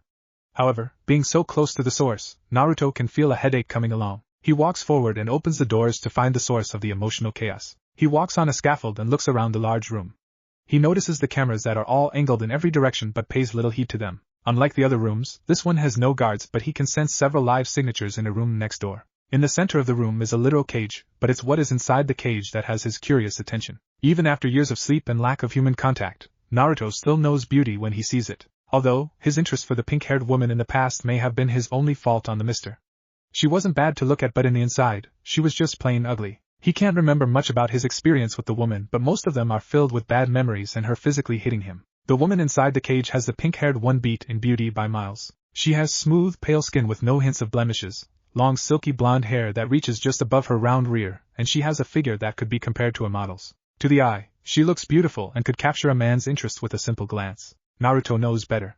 Looks can very well be deceiving. The woman has tied a blanket to a high cage bar from one side to the other. She's using it to swing and flip in her cell, showing off graceful that one would find from a professional acrobat. Naruto walks silently towards the steps to the bottom floor while keeping his eyes on the woman. Even as he watches her flip around her stretched blanket with a serene expression which would make it seem like she's calm and enjoying herself, the emotions that's radiating off of her is telling him a different story. Even without the Rinna Sharingan, his sharp eyes can see a strange aura surrounding her. It doesn't take a genius to figure out that from how the aura is rapidly changing colors, it indicates her emotional distress. This impresses Naruto, seeing as not a lot of people show the capabilities to express their emotions in a spiritual manner. In fact, he notes how she's doing it in a way that a ninja would express killing intent. Naruto stops mid-step when the woman stops her twirls and balances herself in the air by gripping onto the blanket. She swings off the blanket and walks over to the bars while looking around the room with a curious expression. Naruto immediately senses something very off. All the emotions that the woman was radiating off has suddenly vanished, and now, she simply has nothing. He tries to sense something, but all he senses is a hollow cold feeling. That isn't good. The woman looks around the room, seemingly looking for something. What is she looking at? Who are you? While he isn't one to get jumped easily, he did have to stop himself from fidgeting as the woman looks straight at him. Something in which should be impossible since he is invisible to the naked eye. His footsteps are silent as wheel, yet she can seemingly see him. Harley Quinn is an odd woman. Canceling his invisibility jutsu, He makes his way down the walkway while keeping his eyes solely on Harley, who doesn't break eye contact with him once. He walks down the steps and heads towards her cell while inwardly finding the woman fascinating. To the eye, she looks like a calm young woman with a playful glint in her eye. Inwardly, she is a wreck as her emotions are going haywire. Naruto stops in front of the cell, close enough to touch the cell bars if he wants. The pair just stare into each other's eyes, seemingly waiting for one of them to break the tension. Harley did the honors. Are you a god? Not a question I would have expected, he thought. Remembering the memories from the clone, he considers if he should stay or just leave her. Apparently, she is a highly skilled hand-to-hand specialist who uses her flexibility and her unpredictability to get the upper hand on most opponents. What he is worried about is that it read on her file that she is insanely devoted to the Joker, and he doesn't just mean that figuratively. While she could become a useful and capable member of the Akatsuki, he can't exactly have the chance of her striking out at the group when she finds out who ended the Joker. Not something he wants, as she is said to be even more insane than the Joker himself. Being this close to her, Naruto can attest to that. No, he answered with a calm shake of the head. Nobody can become a god. Security room. An overweight guard is sitting in his chair with his legs up and eating away on a burger while skimming through the several monitors that makes up the security system for the underground section of the prison. So far, he hasn't seen anything strange, and even if he did, he would have already been paid to ignore it. That's why that when he saw someone standing in front of the cell of Harley Quinn and having no recollection of getting a bribe, he immediately stands up and presses his face closer to the monitor to make sure he isn't just seeing things. He reaches out for the alarm that would signal the security guards beside the room, but another hand grabs his arm in a tight grip. Following the arm, the guard widens his eyes when he sees the exact same guy who is supposedly standing in Harley's cell room. The guard opens his mouth to scream for help, but Naruto's eyes shift to that of his Rinna Sharingan and casts 2 genjutsu on him. The first genjutsu is to wipe out the recent memories of the guard, while the second is to knock him into unconsciousness. Naruto's shadow clone palaces the guard back into his chair and places his head on his folded arms on the desk to give off the impression that he's sleeping. Standing up to full height, he looks around the room that is full of panels and memory banks and walks over to one of them. He places one finger on the panel and releases a pulse of electricity into it. The electricity short-circuits all of the connected equipment, destroying all the footage that shows his real self with Harley. With that done, he opens another rift in the dimension and walks through it. XXX. People say that Superman is a god, replied Harley with the innocence of a child. He's nothing but a false god. A man with overwhelming power that people consider when depicting him as some sort of god, he answered, ignoring the memories of his shadow clone. Being safe than sorry, he has looked up much information about the Justice League, and surprisingly, Superman's information was a lot easier to get than anyone else's. It seems that everyone knows about the Man of Steel's weakness to kryptonite, something that Naruto will take full advantage of when the time calls for it. Harley tilts her head like a cute puppy until the innocent expression is gone when an insane smile erupts across Harley's face. Naruto can sense her emotions bubbling up and becoming more happy. You're a bit of a weirdo, ain't ya? I could probably say the same thing to you, remarked Naruto with a shrug of his shoulders. Harley leans back while still holding onto the steel bars and laughs like as if he just told her the funniest joke in the world. You're a funny guy, she said, pushing herself up and licks a bar in an erotic way. I like funny guys, she purred with a flirty smirk. Surprisingly, a chill goes up Naruto's spine, but it's mostly because of what she just said about liking funny guys, and her former fling was with the Joker of all people. Someone who doesn't seem like a guy with a good sense of humor. Is that why you hung around with the Joker? He asked, wanting to know about her current opinion of the deceased criminal. What he doesn't expect is for her emotions to concentrate solely on one: anger. Mr. J can go to hell for all I care, she yelled, turning her head with a huff, similar to that of a child who hasn't gotten their way. He knows I can't swim, but he drove us into the river anyway. It isn't like he's nice to me anyway, so why should I care if he doesn't? She ranted with a scowl. Looks like I might be getting a new recruit after all, thought Naruto, as he watches Harley rant about the treatment of the deceased clown prince. For what I can offer, I'm sorry for what had to have been out through. If it's any condolence, the Joker is dead. He instantly senses Harley's bad mood suddenly shift to joy with a second of those words leaving his mouth. Really? Really? Really? Really? She chanted, jumping up and down in her cell like a child pumped up with sugar. Is Mr. J really dead? She asked with a lot of hope in her voice. I have his body to prove it. Can I see it? She all but demanded. Maybe, but there's something that I want. Anything. Just let me see the bastard rotting corpse. Harley pleaded while placing her hands together in a begging manner. Naruto shakes his head with a small smirk. Very well. Using his magnet release, the bars for the cell bends apart, leaving a nicely sized gap for Harley. Naruto offers his hand for her to take. Shall we? We shall, laughed Harley as she grasps his hand tightly. With that, both silver out of existence, Harley's insane laughs bouncing off the walls as the pair exit the dimension. XXX. No fucking way. I didn't ask for your opinion. I don't give a flying fuck if you asked for my opinion or not. I am not working with a psychopath.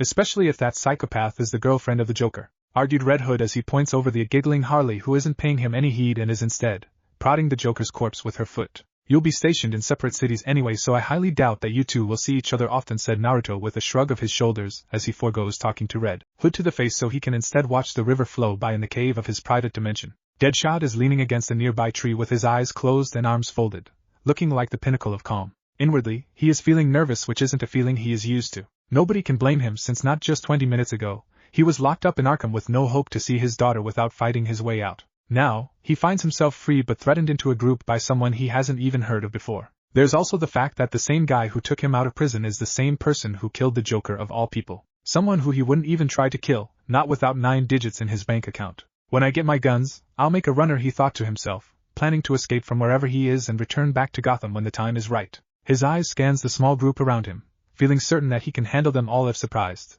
If you try, I'll kill you. Deadshot opens his eyes, feeling startled to the familiar voice in his head that he doesn't recognize as his own. His eyes shift over to the owner of said voice, who hasn't moved from his spot for the last 5 minutes. His eyes widens when the sage's eyes shift from the river to meet his own for a brief second, although it's enough for him to know that what he heard wasn't just his imagination. A portal opens up from afar as another Naruto walks through it with 2 boxes floating behind him. Good, your equipment is here, said Naruto, getting up and walking towards his clone, who poofs away into smoke and drops the crates. Now, that was cool, complimented Red Hood, pointing to where the shadow clone poofed away. Yay! My stuff! Cheered Harley as she makes a beeline for the wooden box that has her name on it. Deadshot eyes the crate with his own name on it, walks over to it, and opens it up. He smirks when he sees his large arsenal of weaponry in the box, all nearly placed together with the few boxes of ammo he was carrying during the time of his arrest. Eyeing the only item that doesn't shoot bullets and explosives, he reaches for it and takes out a mask. The iconic mask that everyone recognizes as his own. He slips it on and sighs in satisfaction to the familiar feel of his mask's material, and the view of his targeting device on the right eye of his mask. He reaches back into his crate and starts setting up his weapons for use again, starting with his wrist-mounted machine gun gauntlets. Harley swings her ass around as she has thrown her torso into her crate to fish out her own gear. She pulls herself out with her iconic red and black jester outfit in her hands. I think I've outgrown this, said Harley with a giggle before throwing the costume over her shoulder. She jumps back in and squeals happily before she pulls out her hammer. I found Hammy! She cheered while placing the hammer over her shoulder. Naruto narrows his eyes towards the hammer. His sensitive hearing can detect a ticking sound that is starting to aggravate him. Activating his Rinna Sharingan for a brief second, his guess is proven correct when he sees a very dangerous item in the head of Harley's hammer. He stands up and walks in front of Harley, who looks up at him with a tilt of her head. Could I see that hammer of yours for a second? Harley pouts as she looks at her hammer and back at Naruto. But I just got Hammy, she pouted, but gave him the weapon anyway. Naruto nods gratefully before eyeing the head of the hammer. Everyone is looking at their boss curiously while wondering what's going on with him. Naruto takes one side of the hammer's head and to Harley's horror, rips it off. Hammy, I'll make you a better one.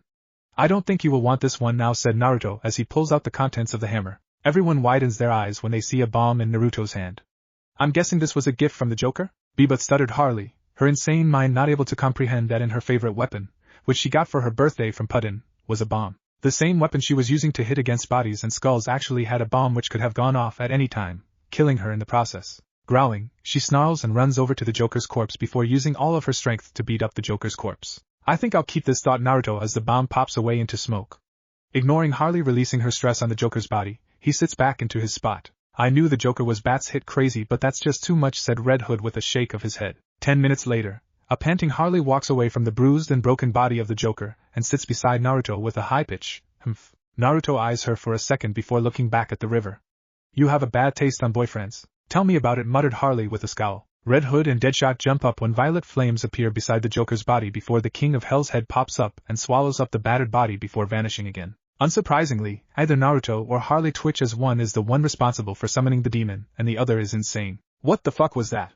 Grunted Deadshot as he aims his carbine at the empty space where the King of Hell once resided. Hell if I know. Sage summoned it earlier and it spat out the Joker's body, replied Red Hood, his pistol aiming towards the same spot before he sighs and places it back into his holster. If you two are done, we need to collect the rest of our group, said Naruto, amused over the scene. Harley giggles beside him, finding the sight of the vigilante and mercenary jumping up in surprise funny as well. And pray tell, who are the lucky ones to join our almighty group? Asked Deadshot with a roll of his eyes. Naruto ignores him but pulls a picture out of his right sleeve and throws it over to Red Hood like a shuriken. Red Hood catches it easily and looks at the picture, narrowing his eyes. These guys look familiar, he muttered, trying to remember where he recognizes the three. They should. Your predecessor meets them quite often in the city he watches over. Red Hood furrows his brow in thought. That's right, but I can't remember their names. Jinx, Mammoth and Gizmo, answered Naruto. They aren't too experienced, but with the right training, they could be quite a formidable group. That is when Deadshot draws the line. Hell no! I'm not working with any more amateurs. This guy is bad enough as it is. We don't need any more people who'll just hold me back, exclaimed Deadshot while pointing over at the former boy wonder who glares at the merc. If you want, I can show you how much of an amateur I truly am, growled Red Hood with his hand reaching out for one of his pistols. Kid, you're 20 years too young to even think about taking me on, threatened Deadshot as he pulls out a sawed-off shotgun and aims it at Red Hood, who responds by aiming a pistol at the merc. Yay, bloodbath!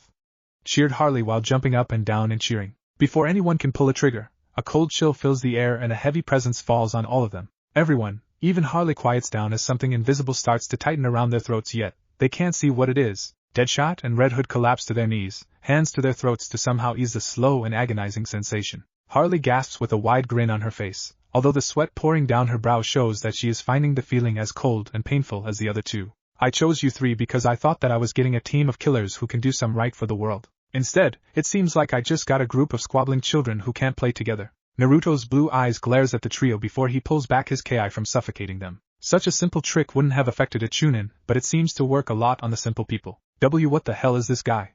Wondered Deadshot as he breathes in the wonderful fresh air. Now, since we've wasted enough time as it is, let's find some new members, shall we? He asked calmly. The others, except for a grinning Harley, finds his stoic expression and calm facade disturbing. While it makes up Batman's character, he always has his mask and costume on to make his stoic expression terrifying. The sage, on the other hand, is giving them chills just by his expression alone. As sure, said Red Hood, inwardly cursing himself for stuttering, even for a tiny bit. But first, you should all get used the logo of the Akatsuki since we'll be partners for a while. Naruto walks over to Deadshot first, and before the merc can stop him, Naruto's palm touches the right side of his armor's chest. Smoke wafts through his fingers before he pulls his hand back to reveal the red and black cloud symbol of Akatsuki. Fucking perfect. Ignoring the grumbling merc, Naruto heads over to Red Hood, who shrugs his shoulders and turns around. He points his thumbs to his back and Naruto nods before placing the symbol to the back of his jacket. Do me! Do me! Chanted Harley while running in front of Naruto with a happy smile on her face. Naruto reaches his hand, only for Harley to grab it and pull it into her left breast. She moans as the symbol etches into the black and red fabric of her tube top. Naruto raises a brow but doesn't say anything as he pulls back his hand. Harley winks before cartwheeling away. With a shake of his head, he looks over to the merc and Vigilante. You and Deadshot will head to Jump City. Find the targets and give them their invites. And if they say no? Deadshot pulls back the chamber of his pistol, then just return. Just because they reject my invite doesn't mean that I'll kill them. Naruto walks in front of Deadshot and opens his hand to show 3 rings. Wear these rings at all times. It allows us to communicate with one another, and if needed, press the top of it and it'll teleport you back here. For those situations you can't handle. Deadshot takes a ring and eyes it curiously, or more likely the kanji written on it. Shrugging, he places the ring on his left middle finger. Red Hood took his and placed it on his right ring finger, while Harley put hers on her left index finger with a smile. How are we getting to Jump City? Asked Red Hood. Naruto doesn't answer, but a dimensional portal does open up beside Red Hood, who looks through it and sees the city, as well as Titan Tower in the background. Happy trails, said Naruto. There's nothing too happy about, grumbled Deadshot as he reluctantly walks through the portal with Red Hood. It closes behind them once they are fully through. Now then he's interrupted by a jumping Harley Quinn. Can we go and get my babies? Pretty please. She begged with a tear in her eye. Naruto raises a brow since he doesn't remember anything about her having children in her file.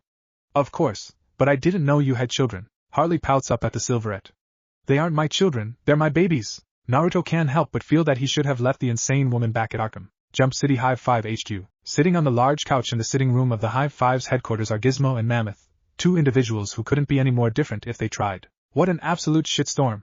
Cursed Gizmo, his tiny legs hanging off the couch while he has his face in his hands. Mammoth sighs while leaning his large arms against his knees. What do we do now? How the fuck should I know? Yelled Gizmo, jumping to his feet on the couch. He grits his teeth as he looks around their empty base. After that whole mess with the Brotherhood of Evil and Teen Titans, everything has gotten from bad to worse. It all started when the remnants of the Teen Titans attacked them before they could finish off Robin. They then started to release the rest of the Teen Titans from the ice containment, and it didn't take long for Gizmo, and even Mammoth, to figure out that the Brotherhood of Evil was losing the fight. Themselves, including Seymour, Kid WYKYD and Billy Numerous, attempted to escape through the battle early on but was stopped by none other than their former comrade and leader, Jinx, who they've heard has joined up with the Teen Titans. They just barely escaped from being captured, but the betrayal of Jinx did not go well with them. Billy, Kid and Seymour left yesterday to go on their own, not like Gizmo can blame them. Sigh, we can't stay here. Jinx knows all of our hideouts. It won't be long till the Titans start raiding them, sighed Gizmo, sadly. He can feel that Jinx's betrayal is hurting him more than he would have liked. They've been friends for years, yet it meant little to her. Seems like we came in the nick of time. Both Mammoth and Gizmo jump away from the couch and turn to face the owner of the voice. Only, the two criminals find their voices caught in their throats when they see who is standing not just a few feet away from them in their base. Deadshot leans against the doorway, looking over at the teens in boredom while Red Hood is standing closer with his arms folded, seemingly eyeing the pair for any uses. Holy shit, muttered Gizmo, sweat pouring down his tiny body as he tries his best to not twitch in front of the two biggest names in Gotham City. Even Mammoth is at a loss of words.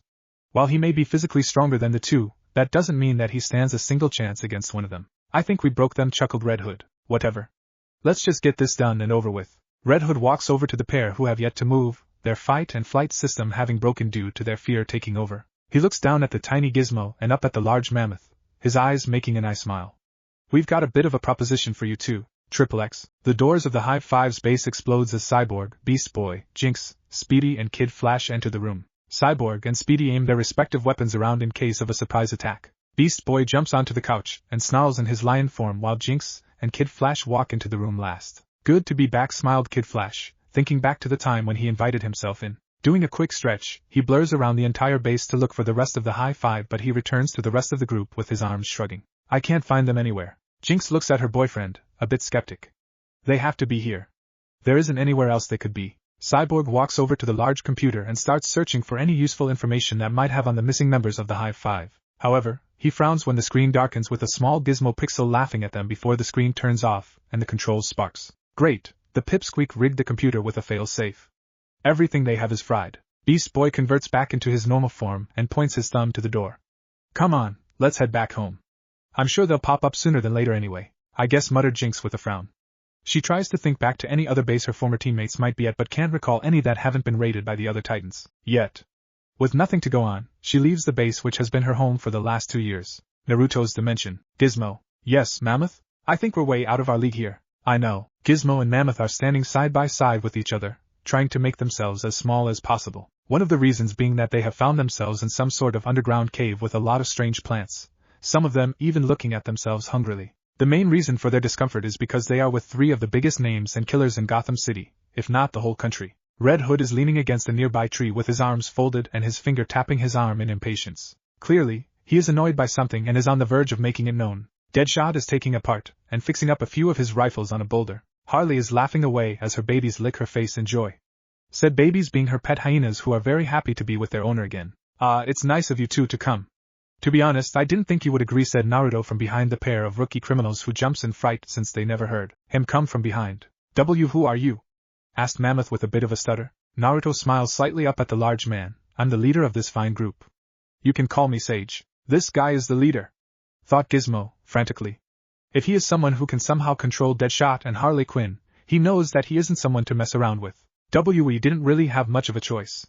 Titans were gonna catch us sooner or later anyway. With us being in a different dimension of all places, I don't think they'll be finding us anytime soon. Even now, Gizmo is having a hard time believing that he is somehow in a separate dimension, and from what he could get out of Red Hood, the dimension is owned and created by the leader of the Akatsuki group. Naruto nods. Yes, I've heard of what happened between the Brotherhood of Evil and the Teen Titans. A shame about Jinx though. Betrayal isn't something anyone should suffer through. Naruto frowns as his head stings as a certain memory flashes before his eyes. Deadshot and Harley eye the Sage for a few seconds before returning back to what they were doing. Any questions while I'm here? Mammoth coughed to clear up his throat. This Akatsuki group, what is it? Akatsuki is a group who will end what the heroes have started. Mammoth and Gizmo blink, unsure what he means by that. In other words, we are to kill every major villain and more, ending the circle of hatred in which the Justice League refuses to cut themselves. It takes a second for Gizmo's smart mind to compute what he just told them. Holy shit. Are you for fucking real? Shouted Gizmo, forgetting on who's in the dimension with him. We don't give a fuck about what the Justice League does but to kill? Sorry to tell you, Bug, but I'm not into that. Mammoth looks over his shoulder and stiffens when he sees that the other 3 are staring at them. Giz, you're fucking mental. What, we're gonna start killing off the Joker? Bane? Don't make me fucking laugh. Going against them is a suicide mission. Naruto doesn't blink as Gizmo continues to rant, ignoring Mammoth's pleas for him to shut up. Is the little baby afraid to play with the big boys? Gizmo stiffens when he feels a thin finger brush against his cheek as the voice coos in his ear. The problem is that the owner of said hand is Harley Quinn, who is grinning quite happily. Harley pouts when she hears the serious stoic tone from her new boss. Fine, she moaned in disappointment. She smirks as she crouches down to Gizmo's height and whispers in his ear, by the way, Sage already killed Mr. J, so I would watch my mouth if I were you. Ignoring the light glare from the sage, she giggles and flips away to pet her babies. Naruto looks back down at Gizmo, who looks to have returned back into his confident, loud self, although the hint of sweat shows that he now understands who is in the room with him and is probably contemplating on what Harley just told him. While I cannot change your priorities or beliefs, I will admit that I need you for your technical genius. You will not be required to personally kill anyone. Just supply Akatsuki with gear and technological aid. Gizmo frowns and thinks it over for a minute before he nods his head in agreement. What about me?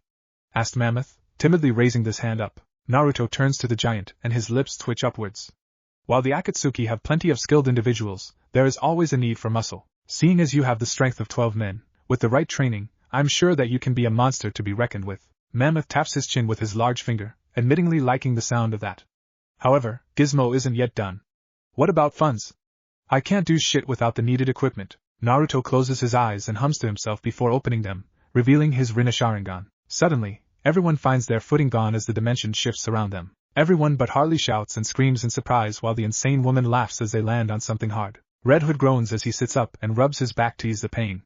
Feeling something strange, he picks up his hand from the floor and looks at it. He widens his eyes behind his mask when he sees that the contents of his hands are actual gold coins. Looking around, he finds it suddenly hard to breathe when he takes in the sight of mountains of gold. Holy fucking shit! Yelled Gizmo, eyes widening in size while also drooling over the sparkling goodness which is gold. Is this all real? Asked Deadshot in disbelief as he eyes a gold coin between his fingertips. Yes, it's all real. Looking up, Deadshot sees the sage slowly glide down to his side and wonders how he's doing that. Think of all this as encouragement. Everyone major criminal you kill, a nice sum of gold coins find themselves in your pocket, told Naruto, knowing that while his threat of killing him may be encouraging enough, there's nothing more encouraging than a man's greed. He is very thankful for the creation of all things jutsu as it gave him something to do for the past 10 years when he wasn't watching the world. Deadshot stares at the sage in disbelief before he gazes across the wide field of good coins. Unlike the other dimension, it isn't in some sort of underground cave as the sky is clear of clouds. The floor is literally just piles of gold coins while a few mountains and hills which are made of the valuable substance can be seen across the horizon. This could help give Zoe a proper future, thought the gunslinger, as he thinks about the future of his daughter. A future where she doesn't have to suffer through poverty, or die like so many others. Unknown to him, Naruto has been listening in on his thoughts. Seems like the merc has a heart after all. Naruto looks over and sees Harley sliding down a hill of coins while her hyenas looks around in confusion. Mammoth is oddly enough making angels in a pile of gold while Gizmo is happily kicking and throwing the coins in the air. So, will this be enough? Enough. I could very well kiss you, yelled Gizmo, jumping up and down like a child pumped with sugar. With his small stature and bald head, it further gives off the image. Naruto smirks slightly before releasing his Rinne Sharingan and returning them back to his dimension. Ah. I like all the money, moaned Harley in disappointment from her spot on the grassy floor. Kill enough bad people and you'll be getting a lot of it, told Naruto, patting the sitting woman on the head. Said woman smiles and pumps her fist up in the air. Aye, sir. I make sure bad people go by. Bye. Deadshot returns to his seat on the boulder and looks over at the sage. So when are we gonna start? Some can almost hear the anticipation in the man's voice. Naruto shakes his head. Not just yet. There are 2 more places needed to be filled. I have an interest on one possible member who I'll be looking into personally. Harley. Harley perks up when she hears her name. There's someone in Gotham I want you to send an invite to. Someone who I think you might know. Really? Let me guess, Batman, Poison Ivy, Watchtower. Currently, there's a meeting going on between the main heads of the Justice League. The topic being the disappearance of the Joker. There's still nothing about the Joker? Asked Superman to Batman, who is attending the meeting through the large monitor while he's still in Gotham. Nothing. It's like he vanished in thin air, said Batman with a frown. Even now, he is trying to figure out what is going on in the head of the Clown Prince of Crime. Not wanting to be a downer, but isn't that a good thing? Asked the Flash with his hand raised. Green Lantern nods his head in agreement as he doesn't find a problem with the Joker's disappearance. It just means that there are less people who he'll kill. Usually, it would be a blessing, but the blood sample found on the crime scene has me worried, told the Martian Manhunter, as he leans his chin on his entwined fingers. And the blood sample has what in common with the Joker? Asked the Flash with a raised eyebrow. Batman narrows his eyes on the monitor. It's the Joker's blood. Wait, you're not telling me that someone might have offed the Joker? Flash can't take that to face value, not since there is nobody stupid or insane enough to possibly kill the Joker. Even thinking about it would get them a face full of his laughing gas. Not a very pleasant way to die. It's a possibility, said Wonder Woman, frowning. We still have no leads on the Joker, nor the symbol of a red cloud. A new villain, perhaps? Asked John. Or a possible new organization? We cannot ignore any possible outcomes, not until we find the Joker, said Batman. I've already contacted the rest of the League and even the Titans to keep an eye out for the symbol and any word on the Joker. They've been advised to contact us before they attempt anything if they get any word on them. What about the X-Men? They could provide some eyes and ears for us, asked Barry before he shrinks from the withering glare that Batman is sending him from the monitor. Even if he's thousands of miles away from him, Batman can still give them quite a scare wherever he is. I refuse to ask for them for any help. Can you please not do this now, muttered Hal Jordan as he rubs the bridge of his nose, feeling a headache coming. Everyone knows of Batman's dislike for the group of mutants because they didn't accept the invite to join the Justice League as they prefer to be independent. Most of the League has no problem with the rejection, although Batman has a strong theory that if they aren't with them, then they are against the Justice League. Superman and Wonder Woman have tried several times to get the Dark Knight to let it go, but he refuses. Look, we'll search for any news on the Joker and the symbol. If nothing comes up for a while, we'll ask for the X-Men's help. How's that? Asked Clark, hoping for his friend to agree. Batman frowns on the monitor and with a grunt, his image disappears. That's a yes if I've ever seen one, joked Barry, getting up from his seat and stretches. If you all don't mind, I've gotta run. The Flash disappears in red blur as he heads to the teleporter so he can be back in time for a quick scope of the city before going on his date. We should probably go too. Our reservation only lasts for another hour, said Wonder Woman to Superman, who smiles and nods his head. Both stand and head to their rooms so they can get dressed in their civilian disguises before they can go on their date in Metropolis, Gotham City. In an abandoned factory on the outskirts of Gotham, Poison Ivy cooing over a few plants that lean into her touch. She smiles as her babies coo to her affection. Red, Harley? Muttered Poison Ivy, surprised to see her friend out and free. Last she heard, she was arrested and put in Arkham after another incident with the Joker. Harley runs past the trees and plants surrounding the abandoned factory and hugs Poison Ivy, happily. Ivy groans in pain from how tight Harley is hugging her. Harley, I can feel my ribs cracking, she groaned. The insane woman blinks before letting go of her and hits the side of her head while sticking out her tongue. Sorry, Poison Ivy sighs, although not feeling any annoyance to her friend. At first, it was annoying, but over time, she found amusement in Harley's antics. She just can't see why she always sticks around with the Joker, no matter what he does. She knows that the Clown Prince abuses her and treats Harley like shit, yet she keeps running to his side. She can at least be impressed with Harley's loyalty. Not that I hate seeing you, but how did you get out of Arkham? I got busted out. Busted out? By who? Joker? Now, whatever response Ivy expected from her friend, it wasn't her snarling and cursing the Joker's name with enough venom to make Batman wince. That piece of crap wouldn't even think twice of breaking me out. He can rot in hell for all I care. Harley's scowl shifts from that of confusion before realization. That reminds me. I'm here to give you an invitation. Ivy looks at her friend, feeling unsure if it's really her. The Harley she remembers wouldn't dare say anything bad to her, put in an invitation? From whom? Why, the guy who broke me out, of course, laughed Harley, thinking that it was somehow the funniest joke in the world. Ivy narrows her eyes. And this guy, did he blackmail or threaten you into being a part of his group? If that's true, she's going to need to have him meet her children. A vine slithers around her shoulder like a snake. Ivy rubs it, and the vine rubs her cheek affectionately. Nope. I joined him from my own free will. Isn't that exciting? Poison Ivy frowns in thought.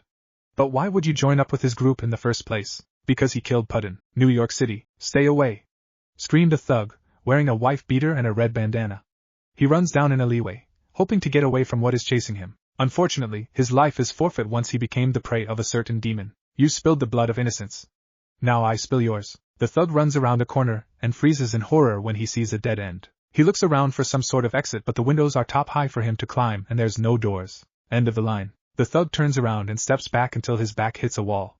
Sweat pours down his brow as his body shakes uncontrollably as the demon takes a few steps forward. Stay be back, why you monster? Said monster is a skeleton wearing leather pants and a leather jacket. Surrounding the bones of the skeleton are ethereal flames which are somehow not burning away its clothing. Wrapped around its torso is a chain that is covered with the same flames that are enveloping the skeleton. To everyone who may catch a glance of it, they would title it as a demon. To the few who knows of it, they call it the Ghost Rider. Your hands reek of the blood of the innocent, snarled Ghost Rider as he stomps over to the panicking thug. The thug reaches to the back of his pants and brandishes a simple pistol and quickly empties its contents at the Ghost Rider. Die. Die. Die. Die.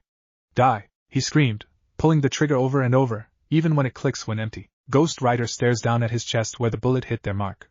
The 8 bullets are currently melting away from its intense heat, clearly having no effect on it. Looking back to its prey, it cracks its neck before stomping in front of the thug and grabs him by his wife beater. It lifts the crying thug up in the air and snarls, "Look into my eyes." For some reason, the thug couldn't resist himself and stare into the hollow sockets of the rider's skull. However, he immediately regrets it as he starts to see the memories of all the people he killed. Unfortunately, is also feeling all the pain and suffering he did to those who he wronged. Ghost Rider drops the thug whose lifeless eyes have smoke and fire escaping them, effects of the rider's penance stare. Turning around, it walks down the alley to return to its bike but stops and looks towards a shadowed corner. I can feel your presence. A few moments later, a stoic Naruto walks out of the shadows. Inwardly, he is finding himself impressed with power of the individual in front of him, and the fact that it can sense himself. He can tell that if they were to fight, the city wouldn't last too long under their conflict. You Ghost Rider points a flaming bony finger at Naruto. Innocent. Naruto raises a brow before disappearing from view to only appear in front of the Ghost Rider, who glares at him, seemingly not impressed that someone is in its way. Get out of my way. Why would I do that when you haven't even heard about my proposition for you? Asked Naruto with a small smirk. Not interested, said Ghost Rider, pushing past Naruto, who doesn't try to stop him. It places 2 bony fingers to his mouth and blows out a high-pitched whistle. The sound of an engine revving echoes throughout the alleyway. At the bend of the alleyway, the shadows scurry away as a flaming motorbike drives around on its own and stops beside the rider, who hops onto it and revs the engine before doing a donut to face the bike to the exit. Before the Ghost Rider leaves, Naruto's voice speaks up from over the sounds of the flaming engine. Not even if it involves the saving of innocent lives and the death of the corrupt and evil? If it wasn't for the fact that the rider is a flaming skeleton, the speed that it turns its neck might have given it whiplash. Naruto stares unflinchingly as the rider stares into his own eyes, seemingly looking for any deception or lies. I'm listening. Naruto's dimension. Amazing, gasped Poison Ivy as she takes in the surroundings of the dimension, or rather, the many strange plants that are calling out to her. I know, right? Giggled Harley. Sage says he made this place all by himself. If that's true, I wouldn't mind having a conversarian with this sage, told Ivy, rubbing a strange purple flower which has a large set of sharp teeth. The flower ends to Ivy's touch, making the woman smiles happily and giggles a bit when more of the plants start to gather around her to get some affection as well. Where the hell is the sage anyway? Shouldn't he be back by now?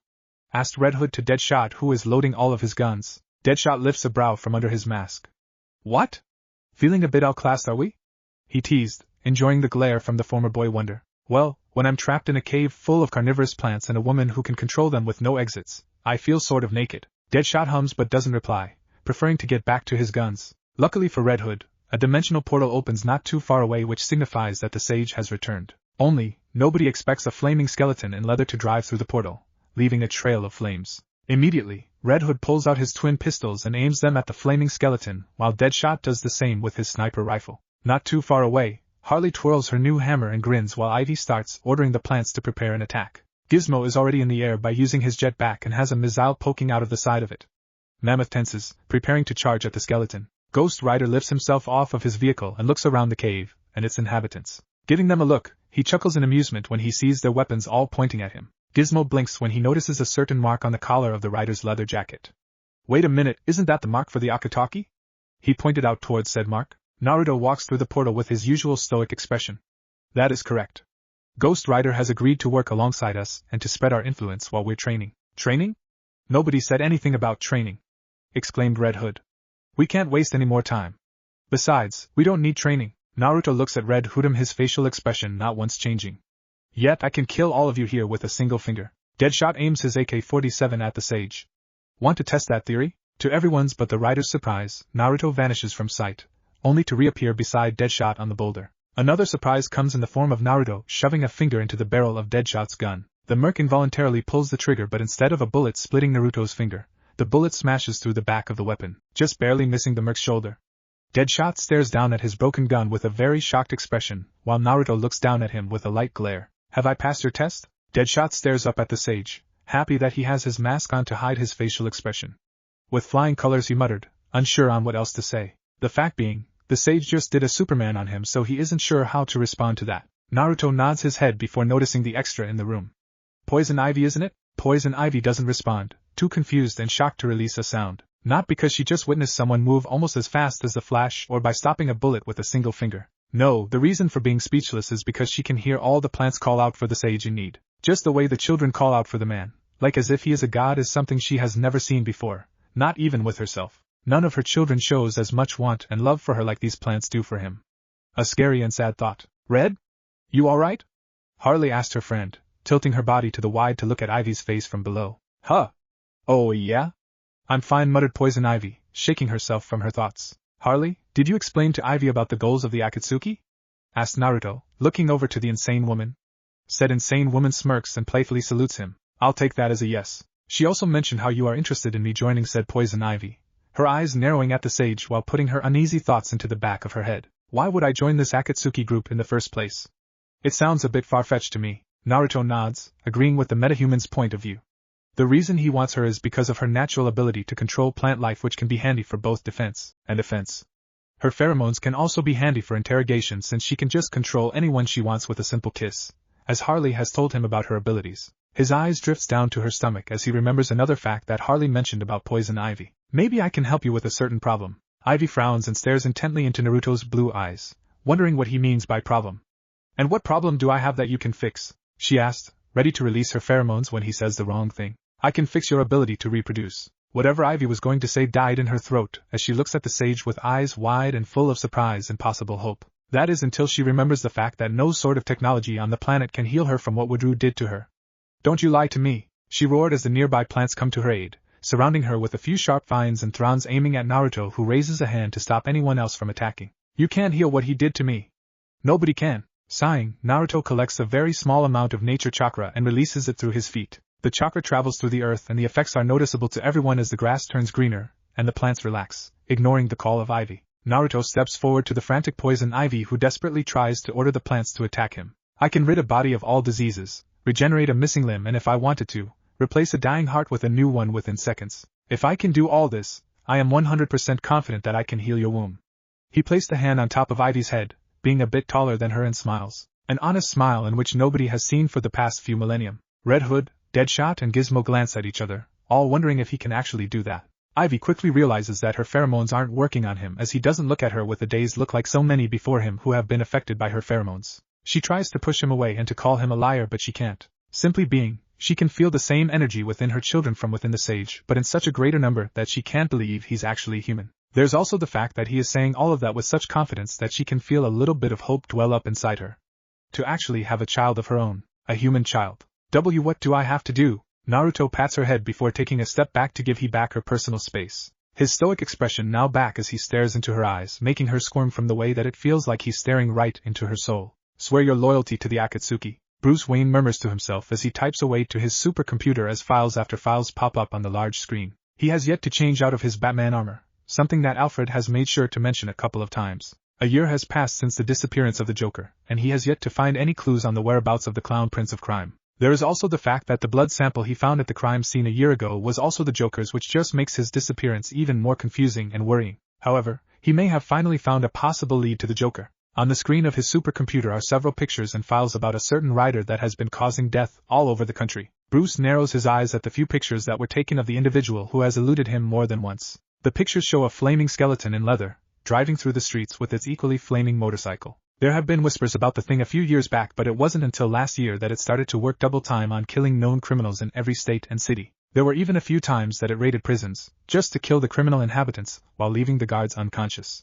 While it may just be killing criminals, Bruce and the rest of the Justice League know that it's just a matter of time before its bloodthirst starts to target innocents. That's why the entire League has been told to look out for the rider if they see it, and to contain it if they can. Unfortunately, nobody has yet to meet the rider face to face, as it always disappears by the time a League member arrives. He clicks a few more buttons on the console, which zooms the camera angle closer to the rider, or more importantly, its collar. Sitting on the collar of its leather jacket is the same symbol that was etched on the wall of the crime scene a year ago. It doesn't take a genius to figure out that the disappearance of the Joker and the increasing activity of the rider is connected. Typing away, he brings up a few more files of other criminals that have disappeared from radar. Pictures of Harley Quinn, Poison Ivy, Deadshot, and even his former protege, Jason Todd. Near the time of Joker's disappearance, Deadshot and Harley were both spring from Arkham Asylum without anyone noticing their disappearances. Around the same time, Poison Ivy and Jason has disappeared from sight, something that isn't normal, as at least one of them should have gotten his attention. Bruce leans back into his seat and frowns in thought. But what's the connection? XXX, we are ready. It's about fucking time. Shut up, midget. Want to fucking go? I'm surrounded by idiots. Ha ha ha ha ha. Shush, my babies.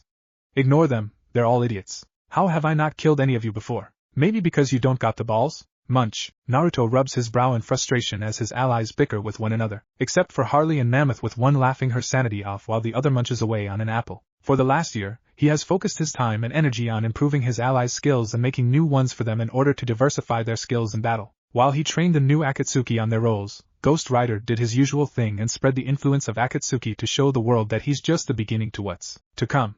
While his group of killers and metahumans still act like children at times, they have the necessary skills and minds to finally make a difference in the world. Naruto releases a portion of his Ki to the surrounding area, immediately causing the bickering people to quiet down and tense up. With their attention on him, Naruto's Rinna Sharingan springs to life before several dimensional portals open up around everyone. Let the purge begin. Jump City. On the motorway, 4 Titans are driving past vehicles left and right in a high-powered buggy, created by Cyborg himself. It has no roof or doors, which is to make it weigh less so it can move faster. The occupants of the high-powered buggy are Speedy, Beast Boy, Hot Spot and Kid Flash. Dr. Light is at it again, muttered Speedy as he swerves the buggy around a truck and takes a right that takes them away from the motorway. I sometimes wonder if the criminals just get more stupid the more times we beat them. Haha. Good one, laughed Beast Boy from the back seat, slapping his knee. Dude, I don't think he was making a joke, deadpanned Kid Flash from his seat beside the green-skinned metahuman. Let's just hurry this up. I ordered a pizza 5 minutes ago, and need to get back in the next 20 if I'm going to make it back in time when it's delivered, said Speedy before spinning the wheel to drive the vehicle to a stop in front of the bank, which currently has a smoking hole through the center of it. Luckily, any passerbys have run off at the first sign of danger. Beast Boy hops out of the buggy and places his hands on his hips. So, how we doing this? I go in all rhino with Speedy riding on me and firing off arrows like pew, pew, and you guys run in behind us, and how about I just run in, pick him up and we head back to the tower in order to savor the taste of Speedy's pizza, remarked Kid Flash before he blurs through the hole of the bank. Hey! That pizza is mine! Speedy yelled through the hole. Hot Spot eyes the surroundings but notices something odd. Walking over, he falls to his knees and narrows his eyes to the road. Guys, it was Dr. Light who was seen robbing the bank, wasn't it? He asked curiously. Yeah, that's what the caller said. Why? Asked Beast Boy. 'Cause I don't think Dr. Light has size 20 feet, he said, referring to the large footprints in the cement floor. Before Speedy or Beast Boy can say anything, a yellow blur is thrown out of the bank and into the buggy, making a large-sized dent into it while also causing it to skid across the road. Said yellow blur is Kid Flash, groaning in pain as he uses the dented buggy to lift himself to his feet. What happened? Asked Speedy, aiming an arrow towards the entrance of the bank. Beast Boy has changed himself into a green lion while Hot Spot erupts into flames and has 2 fireballs waiting in the palms of his hands. Kid Flash groans as he finally gets to his 2 feet. I'm not actually sure. I think I just hit a wall. Speedy shakes his head. I don't think you hitting a wall will throw you outside the building. Before he can say more, an uneasy tension fills the air when they feel the ground shake for a brief second before stopping and continuing again. It continues for a few seconds until a shadow walks out of the hole of the bank with Dr. Light in its right hand. Everybody's eyes widens when they recognize the giant when he comes out of the shadows. Holy shit, muttered Speedy in disbelief. Standing outside the bank with Dr. Light in his large hand is none other than Mammoth, although with a few differences. One being that he has grown bigger the last time they've seen him. It actually looks like he has grown an extra 2 feet. As well as that, his muscles seem to have grown in size, almost looking like boulders underneath his long black jumpsuit with yellow stripes decorating it. Attached to both of his wrists seem to be a large cuff that are yellow in color but glow an ominous red from time to time. Beast Boy reverts back to his human form, scratching the side of his face. So what now? Speedy answers by narrowing his eyes and pulling back the string of his bow. Titans, go! He releases the bowstring and watches as his arrow hits Mammoth to his chest with the tip exploding upon impact. Beast Boy reverts back to a lion and charges into the smoke cloud while Hot Spot follows behind him. Beast Boy lunges at the smoke cloud with a roar, only for a large hand to grip his throat and carry him in midair. The smoke clears up to show Mammoth growling and tightening his grip around a struggling lion's neck. Bad kitty, he growled before throwing the lion at Hot Spot, who shoots fire to the floor to jump over Beast Boy to get to Mammoth. Hot Spot twirls in the air and throws 2 fireballs at Mammoth which explode upon impact. Landing, Hot Spot gulps when he notices that Mammoth doesn't seem to be affected by his fire. In fact, he looks more pissed than anything else. Before Mammoth can attack, Kid Flash runs up and appears in front of Mammoth, hand on hip. Hey big guy, remember me? Mammoth looks down at Kid Flash and instantly recognizes the person who not only trashed the Hive 5 base but also turned Jinx against them. You, yep, that's Mahhh. Kid Flash screams all of a sudden when he blurs away in time to avoid Mammoth's punch that has gone clean through the pavement. While the sudden increase in strength is slightly unnerving for Kid Flash, who is taking a few uneasy breaths, it's the speed he did it all with that freaks him out. He actually felt the wind blow beside him when he barely dodged Mammoth's fist. Speedy murmurs to himself as he launches arrow after arrow at Mammoth, and watching his weapons either bounce off his chest or explode with non-effects whatsoever. Whatever that jumpsuit is made out of, it's durable as hell, he thought, watching another of his exploding arrows do nothing but seemingly tickle the large metahuman. Where am I? Muttered Dr. Light, finally coming out of unconsciousness. He remembers blowing up one of the safes in the bank, but before he could take anything, something hit him in the back of his head and everything suddenly went dark for him. Noticing that his feet aren't touching the floor, he looks up and sweats when he sees the largest man he has ever seen hold him up from the back of his costume. He blinks, recognizing something about the large man. Mammoth? Upon hearing his name, Mammoth looks down at the man in his hand hole, ignoring the arrows bouncing off of his chest. Light, he grunted, clearly not happy. Okay, we're getting nowhere with this, said Speedy, loading up an arrow but not firing. He sees Mammoth lift Dr. Light up to the same height level and wonders what he is up to. "What are you doing?" He gets his answer when he sees Mammoth pull back his arm with his fist clenched. "Kid, I'm on it," called out Kid Flash as he runs across the road and grabs Dr. Light before Mammoth's fist can hit him. Kid Flash appears behind a ready Speedy, Hot Spot and Beast Boy and drops a very pale and sweaty Dr. Light who is shaking on his knees. He was going to kill me, he muttered, feeling very terrified of the giant metahuman. Kid raises a brow. "I wouldn't go that Kid is interrupted when a shock wave from Mammoth's punch knocks everyone off of their feet and into the walls of the building in front of the bank. "Never mind," he grunted, prying himself from the wall. What in the he was actually going to kill him? Muttered Hot Spot, eyes wide in disbelief. He has never met Mammoth in person, but the few times he has heard of Jinx talking about him and Gizmo, he has never heard of them actually trying to kill someone. Rob and injure people, yeah, but not kill them. Mammoth grunts in annoyance while he looks across the road at the four titans and shaking villain. "That's my target." Dude, you okay?" asked Kid Flash with his arms up to show he means no harm. "You okay in the head or something? I know you're not the best of guys, but to kill? Not cool, dude." From his memory at raiding the Hive 5 base on the day he first met Jinx, Mammoth wasn't this violent. Yes, he is a bit stupid, but not killer stupid. He'll need to have a word with his girlfriend when he gets back to Titan Tower. "I don't think he likes what you just said to him," warned Beast Boy, noticing Mammoth's light growl. Unlike everyone else, he is feeling all his animal instincts roar and squeal for him to get away from Mammoth. Something that has never happened before. Not with the usual hard head, but there is clearly something wrong, and not just with the increase of size and muscle mass. Something in those eyes of his are causing shivers to crawl down his spine. "You don't even know who you're really protecting," told Mammoth, his eyes locked solely on Dr. Lights, who hides his head back under the tipped buggy he's hiding behind. "It doesn't matter who we're protecting, what matters is that we protect and save everyone from people like you," spoke Speedy with his bow and arrow aimed at Mammoth. "Even if that person you're protecting is a serial rapist?" This got the required reaction as Beast Boy somehow turns greener than normal. Speedy almost lets go of his grip on his bow. Kid Flash chokes on a bit of his saliva and Hot Spot widens his eyes before glaring at the buggy Dr. Light is hiding behind. What got Mammoth to grin is how Dr. Light's head pops out of his hiding spot and looks over at the giant of a man with guilty wide eyes. "Is that true?" Hot Spot flares his flames, causing Dr. Light to duck back into his hiding spot. "I don't know what he's talking about.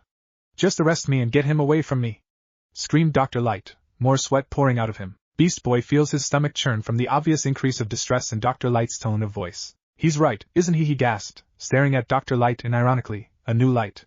Not a good one. While he isn't one of the brighter titans in the tower, he does wonder how they have never heard of Dr. Light's newly discovered crime. But how come we never heard about any of this from victims or witnesses? Because he kills them all so nobody can ever find out about them, grunted Mammoth, eyes still on the upside-down buggy. Beast Boy widens his eyes and shivers at the thought of such horror done by Dr. Light, a criminal that he thought of as more of a joke than anything else. Speedy shakes his head and pulls back the string of his bow.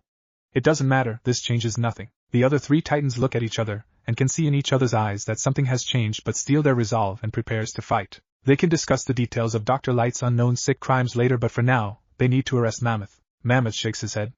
"Doesn't matter anyway." He calmly walks over to the titans, clearly not feeling threatened to the group that used to beat him and his team on a weekly basis. Speedy frowns while wondering why he is so calm. "What do you mean by that?" "Because you're already beaten." Before the titans can respond, all four scream in pain as lightning courses throughout their bodies. They collapse to the floor with a numbing pain filling their persons. Hot Spot groans as he reverts back to his human form, and the last thing he sees before everything turns dark is something small and round shivering to sight. "Ha! Take that, you titan dweebs!" exclaimed Gizmo's voice from all four of his Eyebots that turn off their cloaking. One of Gizmo's latest inventions has been his Eyebots, small and round machines that have a floating system, a cloaking device and a laser that shoots both lethal and paralyzing rounds. Gizmo is quite proud of his invention, which he intends to use to spy on the Akatsuki's enemies. The only downside is that he can't operate them in the Sage's private dimension and needs to be in the same dimension as them so he can control them. Apparently, it's very difficult for his Eyebots to operate when his electrical signals are being monitored in a different dimension. That's why he is currently in a hidden location that only the members of the Akatsuki know about. Eyebot from Fallout. The Eyebots move away as Mammoth stomps past the unconscious titans and to the buggy that his target is hiding behind. With one hand, he grabs the rims of the buggy and easily lifts the vehicle over his head. Looking down, he sees Dr. Light shiver as he looks up at himself with fear in his eyes. Please, don't do this," begged Dr. Light with his eyes full of tear. Mammoth drops the buggy to the side and grabs his target by his throat and lifts him up in the air. Before Dr. Light can cry out, a slight twitch of Mammoth's fingers causes the villain's neck to snap to the side, instantly killing him. With no hesitation or guilt, he drops the corpse and walks over the titans and chuckles when he notices one of Gizmo's Eyebots zapping Kid Flash a few times. "And this is for wrecking my workbench. And this is for trapping me in a cage. This is for making Jinx betray us. And this is because I felt like it, laughed Gizmo while he has his eyebot zap the speedster over and over again, causing the Titan to yell out in pain while still unconscious. The other three are shooting lasers into the road while floating around in a pattern. Mammoth walks down a dark alley and disappears in the darkness while the eyebots use their cloaking devices to vanish when they complete their work. Just in time too, because the sound of police sirens fills the air as they leave. When the police arrive to the scene of the crime, all they find are the unconscious bodies of 4 Titans, the destroyed bank, the corpse of Dr. Light, and the smoking insignia of Akatsuki in the road. Gotham City. In one of the tallest buildings in Gotham, Black Skull is found in his office looking over a few reports about his newest shipment of weapons that are supposed to be in at the end of the day. By his side is his assistant, who has the same serious expression he loves so much. By the double doors of his brightly red-colored office are 4 of his best bodyguards, all with their hands behind their backs and wearing expensive black suits. He puts down the reports and opens his mouth to speak but closes it when he suddenly hears gunfire. "What the hell is going on?" yelled Black Skull as he stands and slams his hands on top of his desk. The double doors open and one of his bodyguards frantically runs in. "Boss, it's Harley Quinn. She's killing everyone downstairs." Black Mask scowls, seemingly not liking the news. "What the hell is that psycho doing here?" he thought to himself. "Well? What are you still doing here? Get down there and kill her. She's just one woman." He ordered the guard, who looks between the doors and Black Mask, seemingly thinking if he should follow those orders. Before Black Mask can pull out a gun to shoot his clearly disobedient employee, one of the 4 guards by the doors notices something outside the window. "Look out," he yelled, pulling out his pistol alongside the other guards who pull out their own respective pistols. Black Mask turns around and widens his eyes when he sees Red Hood hanging just outside his window from a black wire. Red Hood narrows his eyes at Black Mask and kicks himself off the window while pulling out one of his pistols with his free hand. Black Mask and his assistant think fast and runs away from the desk and behind the 5 bodyguards who all have their weapons aimed on an incoming Red Hood. "What are you idiots waiting for? Shoot him!" yelled Black Mask while pointing to the vigilante. Red Hood fires his bullets into the window, which weakens the glass enough for him to smash through it. He lets go of the wire and rolls behind Black Mask's desk just in time to avoid the gunfire. With a click, he empties his empty clip and loads a full one into his pistol. With his gun fully loaded, he positions himself so that his feet are facing the desk. He pulls back his legs and with a good show of inhuman strength, kicks the hardwood desk, which flips in the air before it rolls across the floor. Black Mask and his assistant just barely jump through the doorway to avoid getting squashed by the runaway desk. The 4 bodyguards on the other hand are now staining the office rug with their blood after getting crushed by the desk. The only positive thing is that the desk is blocking the doorway so Red Hood can't get through it. "Sir, we need to head to the rooftops."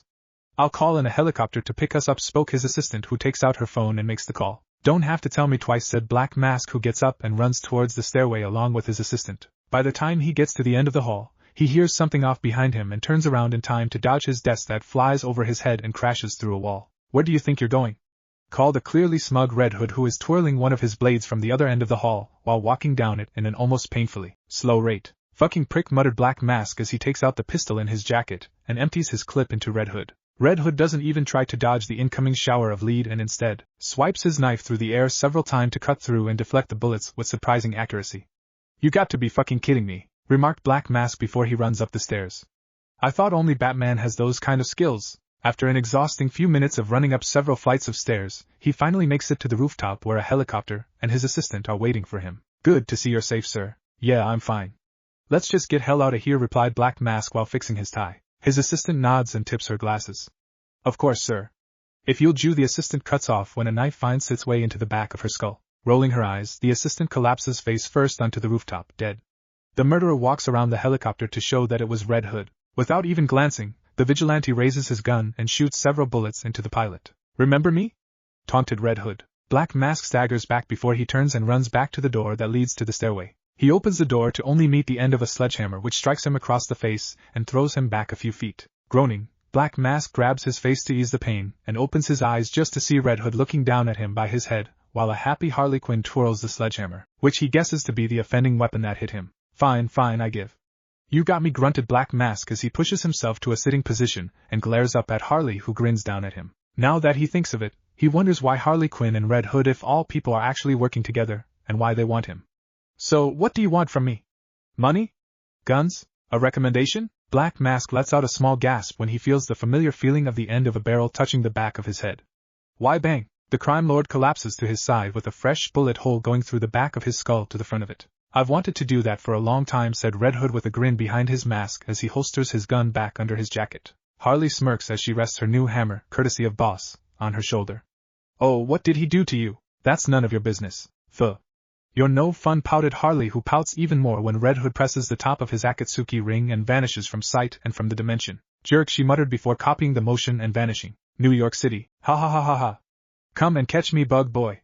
Laughed the Green Goblin as he flies through the air on his glider. Following behind him is the rookie sensation hero, known as Spider-Man, who swings through the city of the Big Apple to try and stop the villain from killing any more innocents. Just 5 minutes ago, the Green Goblin invited himself, via the window, to a corporate meeting between the high management of Oscorp Industries and killed everyone in it. With a single throw of one of his explosives, all that was left in the meeting room is a pile of skeletons. Why can't I go one day where I don't have to chase after a bad guy, groaned Peter Parker, as he does an eccentric flip in the air while shooting a few balls of web at the Green Goblin, who skillfully dodges them and laughs out the same insane laugh from before. Try again.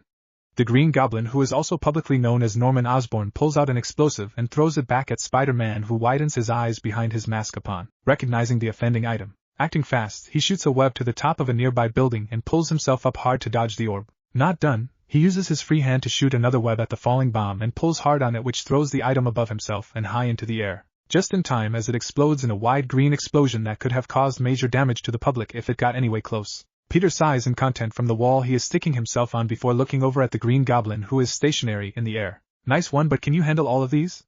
Exclaimed the Green Goblin while throwing 2 handfuls of familiar orbs, but these ones have wing expansions that grow at the sides. The airborne weapons all lock on Spider-Man, who notices the very sharp blades that makes up the wings. Shooting a web at the skyscraper across the way, he swings himself away in time to avoid the very deadly weapons, but they all swerve and fly towards Spider-Man. Green Goblin smirks from atop his goblin glider as he watches the annoying hero avoid his weapons. He reaches into his pouch to pull out a few more of them but notices movement to his right. He flies to the right in time to avoid a very large Venus flytrap from eating him whole. Keeping a distance from the plant that he notices is somehow growing from a greenhouse on one of the top of the many skyscrapers, he notices the offender, who is standing beside the overgrown plant with her arms folded. Poison ivy, what do I know this great pleasure? Smirked the Green Goblin while spreading his arms out wide like as if he and Poison Ivy go way back. Said Metahuman stares at the villainous billionaire with half-lidded eyes. Just shut up and die. The Venus flytrap sprouts out roots from its body, which all rapidly stretch to Green Goblin, who swerves around the offending plant and flies towards Poison Ivy with one of his bombs in his hand and a cold smirk. How about you die instead?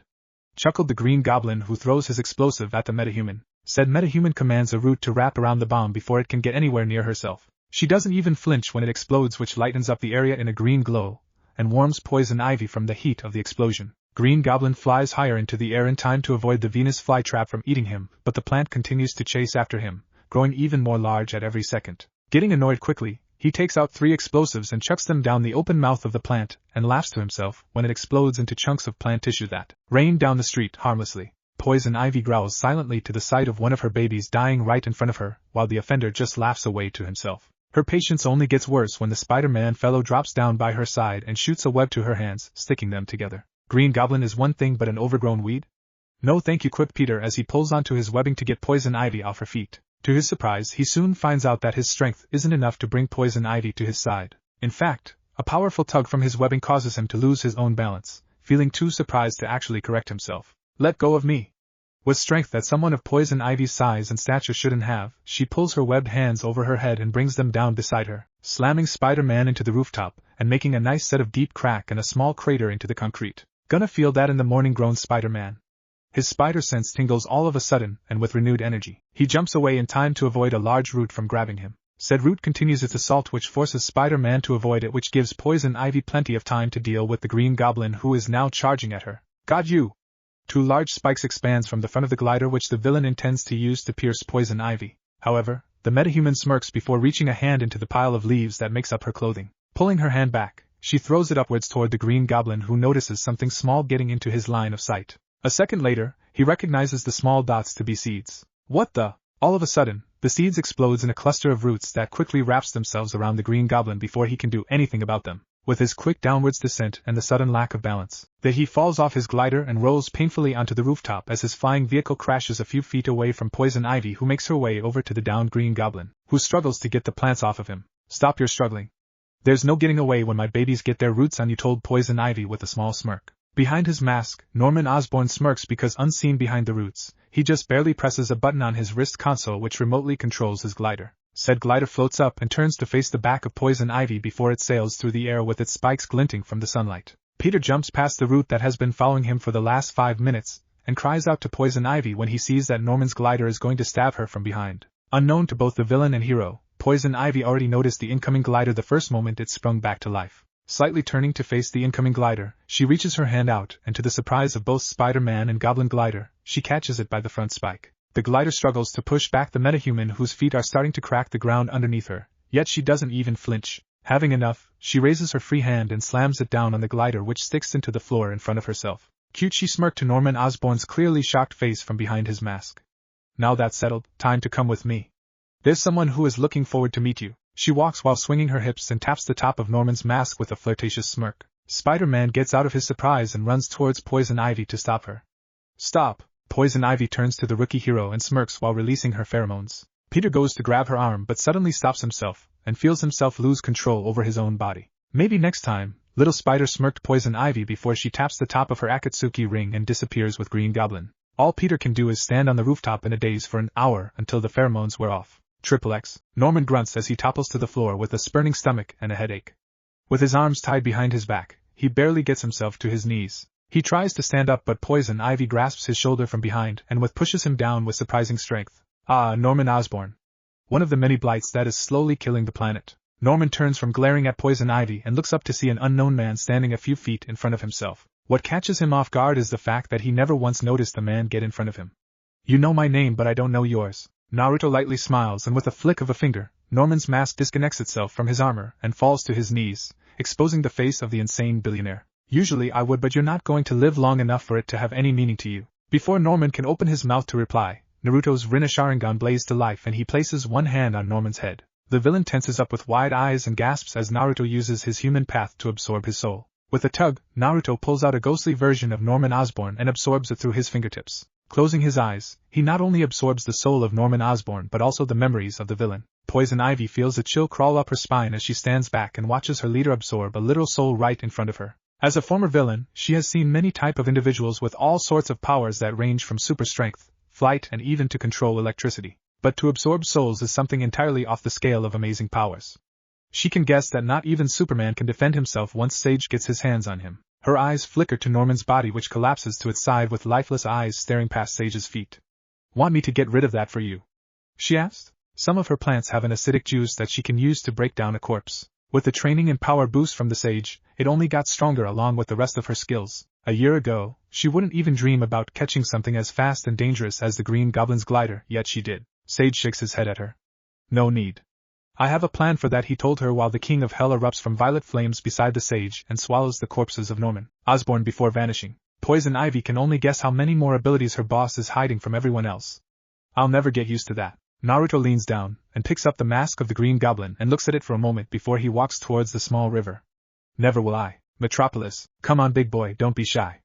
I won't hurt you, muttered Deadshot as he aims his sniper rifle from atop of the skyscraper owned by Wayne Enterprises. His target, Kingpin, is currently in his armored limousine with a protection detail surrounding him. In front of his limo are two black subs with another pair following behind them. He can make an educated guess that his guards are all heavily armed and heavily paid to protect the biggest crime lord in the country. It's a shame that it means nothing to Deadshot. Even with his target being a few miles away from his current location, all Deadshot feels is confidence in himself. After calculating the wind speed and direction, distance and angle from his target, he corrects his weapon and pulls the trigger. Kingpin smirks as he takes a sip of his expensive champagne while his party girls rub themselves off of himself. His good mood can't fade since the reason he is so out of his usual comfort zone, which is New York, is because he got a message from Lex Luthor himself about a business proposition that he can't hope to ignore.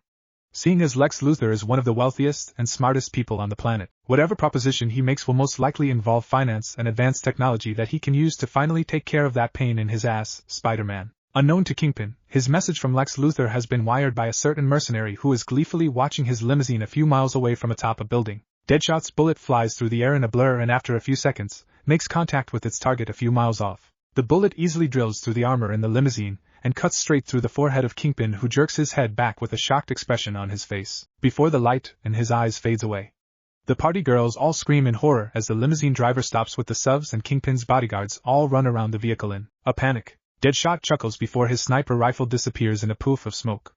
The right elbow of his jacket glows bright lines for a brief second before fading away. I should seriously consider thanking Sage for the bullets, thought Deadshot with a smirk underneath his mask. Not even his armor-piercing bullets could have any hope of cutting through Kingpin's limo. He knows because he tried before. Kingpin is always worrying over his protection details since he is a paranoid fool. After stretching his arms and ignoring the sirens and alarms from the distance, he presses the top of his ring and disappears. His job is done, so he leaves the rest to his boss, X. Lex watches the city of Metropolis from his penthouse office chair with his legs folded and his hands resting on his knee. By his side are his loyal Amazon bodyguards, Mercy and Hope, who stand by his side with their hands folded behind their backs. Lex chuckles as he swerves his chair around to face his table and presses a button on his beeping answering machine. Yes, Jillian? He doesn't need to ask to know why she's calling, but he has to keep up appearances for the sake of his employees. Sir, your 7 o'clock is here. Good, send him in, told Lex before he leans back into his comfortable chair. A few minutes later, the double doors to his office open, and in walks the large figure of Kingpin. Lex stands and walks around his desk and shakes the large hand of the crime lord. It's good to finally meet you, Kingpin. I've heard quite a bit of your accomplishments. I can say the same thing, although your accomplishments are on the more hushed side of things, chuckled Kingpin, who takes an offered seat in front of Lex's table. Lex smirks as he sits back on his own seat. True, but it gets results, that I won't deny. Speaking of which, the reason why I've invited you here. Yes, I hope I wasn't just wasting my time coming over here. I'm a busy man, told Kingpin as he lights one of his cigars and blows the smoke, uncaring that he is in someone else's office. Lex's eye twitches in annoyance to Kingpin's blatant disregard to respect, but he keeps his patience. He needs Kingpin's contacts to achieve his goal, which he hopes to put an end to Superman and the annoyances which are the Justice League. The goal to find more metahumans he can hopefully employ, and if not, eliminate so they can't cause any future problems for himself. If Superman can form a group of superheroes, then he can form his own group of villains. Beside him, Hope and Mercy narrow their eyes at the disrespectful crime lord but control themselves from acting out. Yes, Lex coughed into his fist. What I called this me. Lex stops himself when his answering machine beeps again. He presses the button with a light scowl, not once noticing Kingpin's eyes narrowing. What is it, Jillian? I'm in the middle of so. Sir, that isn't the real Kingpin. Kingpin has been found dead in his transport vehicle a few minutes ago. You're meeting with an imposter. Lex widens his eyes and looks up at Kingpin, who stands up and flicks away his cigar as Mercy and Hope push their boss behind themselves. Oh well, didn't expect the facade to last this long anyway. Mercy places a hand on Lex's desk and uses it to push herself up to swing a kick the imposter's temple. Kingpin catches the kick with ease and swings the Amazon to the other bodyguard, which causes them to hit the wall and dent it with their bodies. She can hit a lot harder than I expected, he thought while shaking his slightly throbbing hand. The Amazons get back to their feet and take martial arts stances that Kingpin recognizes as Muay Thai and karate. Stand down and you won't get hurt. I'm not after you, I'm after him, told Kingpin, who points a large finger at Lex Luthor, who has his back to the wall, waiting for the moment when he can make a run for the exit. If you want him, you'll have to go through our cold dead bodies, told Mercy with a glare. Where the hell is my security? Wondered Lex, who counts in his head how many people he's going to fire for failing at his hour of need. Kingpin shakes his head in an almost pitying manner. Very well. The bodyguards don't wait up for him to move as Mercy jumps off the table into the air and lifts her left leg up for a dropkick, while Hope ducks low and throws a punch towards Kingpin's genitals. The imposter shows an impressive show of speed and agility for a man of his size. Kingpin jumps to dodge Hope and jumps off her back to spin kick Mercy through the side wall. Once he lands on his feet, he spins on his heel at the same time that Hope is turning to attack. He blocks a thrown fist, which is what Hope waits for so she can grab his limb and pull him towards her while jumping up with her knee sticking out to hit him in the face. Imagine her surprise that instead of dodging, Kingpin purposely headbutts her knee, and instead of his skull getting crushed like a grapefruit, it's her knee that is hurt. She cries out in pain while grabbing her injured knee, but Kingpin's fist hits her in the stomach, which causes her to slightly bend over and cough up saliva before Kingpin swings his large fist down at the back of her head. Hope's head bounces off the floor and then meets Kingpin's boot, which hits her through Lex's table and into the wall, causing Lex to jump out of the way unless he wants to get crushed. She slides down the wall and slouches to the side in unconsciousness. After knocking out Hope, Kingpin raises an arm to block a roundhouse kick from Mercy. The impact causes a miniature shock wave to shake the office and to shatter the window glass, but neither pays any attention to it. Lex uses this as an opportunity to run towards the exit so he can hopefully make it to his underground lab and get his kryptonite suit so he can fight. That plan fails as the imposter lifts up a chair with his leg and kicks it towards him, which hits the side of his chest, causing Lex to fall and grab the injury in pain. You're going to pay for that, growled Mercy while clenching her fists. Kingpin smirks in an arrogant way that annoys the Amazon. For a bodyguard, you're not doing a good job. Just as he expects from her, the Amazon loses her patience and attacks him wildly. She throws a barrage of punches that Kingpin counters with a barrage of his own. Each punch causes a miniature shock wave to erupt from their fists, but both continue to attack, one trying to overpower the other while the other tests the other's strength. Mercy tries for another roundhouse kick, but Kingpin catches it with his left hand, and before she can pull it out of his grasp, he pulls the limb over his head and brings the Amazon along for the ride. The bodyguard shouts out in pain when Kingpin slams her into the floor, making cracks and a small crater underneath herself. Mercy opens her eyes to see Kingpin over herself with his fist pulled back, so she crosses her arms to block some of the force. It does little when she realizes how much the imposter is holding back, because her defense is immediately broken from his punch, which throws her through the floor and the floor of every level in the skyscraper. Kingpin glances down through many holes and sees a small speck at the bottom, which he guesses is Mercy. With both annoyances taken care of, Kingpin turns to Lex, who limps towards the exit but is soon in the hands of the imposter, who lifts the injured billionaire by the collar of his suit. Who are you? Coughed Lex while he struggles to free himself from the imposter's grip. To actually see both of his bodyguards defeated is something that he is still finding hard to believe. With their Amazon origins and their skill in martial arts, they should have defeated the fake Kingpin with ease. They've gone toe-to-toe with Superman, for fuck's sake. Kingpin calmly stares into Lex's eyes before his own one shifts into the powerful Rinna Sharingan, a ghost from the past. Triple X. The double doors to Lex Luthor's office burst open and a dozen armed security guards run in with guns out and ready to fire. However, they look around the room to only see that nobody is in the office, not even Lex Luthor himself. Mercy limps into the office with her right hand holding onto her bleeding left arm and looks around, but they don't see anyone in it, just the unconscious body of Hope against the wall. The only new addition to the room is the scorch mark on the wall behind Lex's desk and glares at the symbol of a cloud. Find them. They can't have gotten far, she ordered to the guards, who run away to scour the building of every room. Unknown to the group, their search is pointless because they have already left the dimension. Gateway City. A female figure in yellow cybernetic armor bangs her fists into a control console when she watches her minions fail to kill one man or whatever it is. What's worse is that it's killing all of them with ease, almost child's play. Kill him, you fools! Yelled the professional criminal, Dr. Cyber, who is currently sweating a lot underneath her cybernetic armor. Just barely half an hour ago, she has been planning the destruction of Paris in her hidden bunker in the outskirts of Gateway City when explosions erupts and shakes the facility. She has been watching the source of her disruptions from a monitor in the control room and has been growing nervous. All of a sudden, the monitor shatters when Dr. Cyber throws a chair through it when she sees the last line of her defense fall. All that's left between herself and whatever that thing is a wide 10-inch door of steel and her 10 remaining followers, who are currently aiming their automatic weapons at the doorway. With no visual on the enemy, Dr. Cyber looks over from the end of the long table to the doorway and stands up to fight. In an agonizing few minutes which feels like days, everyone but Dr. Cyber jumps up when a flaming fist of bones punches through the center of the steel door. Two of its flaming hands grasps the edges of the small hole and rips an even bigger hole out of it to show Ghost Rider in all of its unholy glory. Not needing to be told, all of Cyber Doctor's remaining followers open fire on Ghost Rider, who merely stands by the destroyed door and takes all of the bullets. One of the minions throws a grenade at the rider, who catches it. It looks at the explosive before it erupts in its hand. While the smoke clears up, the soldiers reload their weapons and aims their weapons at the smoke cloud while hoping that the monster has died. Dr. Cyber knows better than that.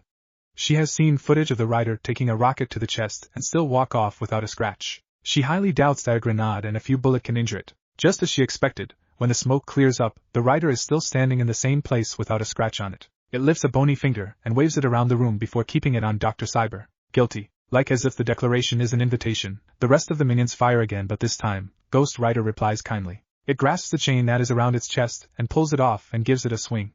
The chain immediately erupts in flames, causing the rider to laugh almost maniacally. With a single swing of the chain, the two closest minions are cut in half from their waists. Another swing causes the chain to grow in length and tie itself around the neck of another, who grasps the chain and tries to take it off. As the chain burns into the screaming man's neck, Rider pulls the chain, which throws the minion into the air towards itself. When the minion gets close enough, Rider swings its fist to the side and hits the minion into the wall with enough force to make a crater in the steel wall. Rider steps forward towards another minion while ignoring all the bullets hitting of itself. Grabbing the end of the minion's rifle, it backslaps its enemy with enough force to snap his neck. As the corpse collapses by its feet, Rider uses one hand to aim the rifle and shoots at the rest of the minions. Bullets rain across the room, with many of them ending up inside the bodies of Dr. Cyber's minions. Rider drops its smoking gun and steps forward to Dr. Cyber, who has yet to move from her chair. One of her minions still breathes by the steps that reaches up to the table but ends up dead when Ghost Rider steps on his head and pops it like a balloon. The real uneasy part about the scene is how it does it without even looking or noticing.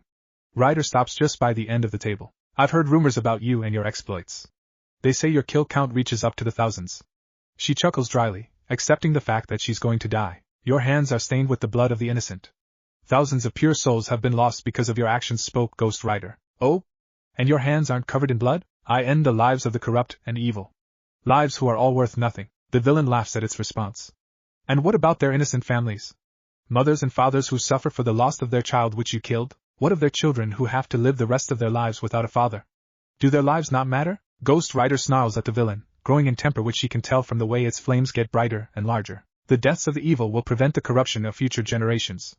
If sacrifices have to be made for them, then so be it. The villain's shoulders sag as she tilts her head. No matter what I say, there's no difference. I die and you walk out. Taking this as a sign, Ryder walks over to the villain with the intention to kill.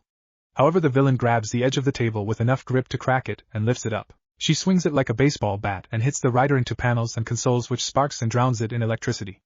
If I'm going to die, I'm going to die fighting. Cyber lifts the table overhead and throws it into Ryder, who looks up in time to see the table collide with itself. The force of the table and Cyber's strength is enough to cause the damaged machinery to explode. Ryder is throws across the room in even more flames and hits a wall upside down and lands on its skull. A few seconds later, it stands back up and stares up at Cyber, cracks its neck. Let's dance. XXX. Outside the flaming facility, 2 members of the Justice League have just arrived on the scene, only to find dozens of bodies and a few piles of ash scattering the grounds. What on earth?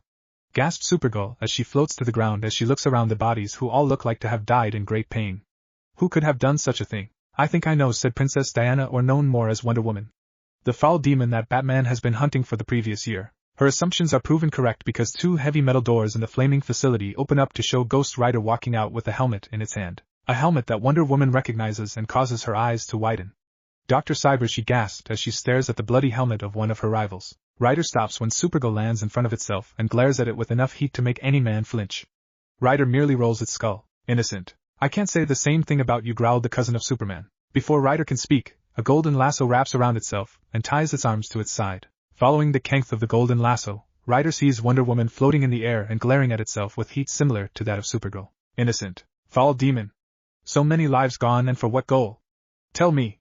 Wonder Woman's lasso of truth glows as it takes effect and forces Ryder to speak the truth. They spill innocent blood for their goals of terrorism that spread fear and evil across the world. I killed them to end the cycle of hatred and cure the corruption that filled the hearts of the weak and feeble. Killing isn't right, and it doesn't matter who it is. Who gave you the right to choose who can die or not? Spoke Supergirl while still glaring at the Rider. The lost souls of the innocent. Flames erupt from Ghost Rider and travels up the lasso and burns Wonder Woman's hand, which causes the hero to cry out in pain and is forced to let go of her lasso. Ghost Rider untangles itself from the lasso before picking up a corpse by its feet. It throws the corpse at the injured Wonder Woman, who doesn't see in time to dodge the body that hits her with enough force to knock her out of the air. Rider notices the other hero move, but Supergirl moves faster than itself and punches it across the jaw before Rider can react. Supergirl takes a step back when Ghost Rider twists its face around and glares at her. The fact that her punch has unhinged its jaw makes the sight pretty gruesome in her opinion. Ghost Rider backhands the Kryptonian into a nearby armored vehicle, which collapses on itself. Groaning, she pushes herself up and sees that the Rider has disappeared. She uses her X-ray vision to be sure that she can't see him anywhere. The only thing left of it are a pair of scorched boot prints where it was once standing when it backhanded her. Clark isn't going to like this. What if Naruto God of Destruction Justice League Marvel? And thanks for watching my video till the end. If you enjoy this content, then do consider subscribing to my channel. And leave a like if you guys need the next part. Comment down, and thanks for watching the video, and see you guys in the next video.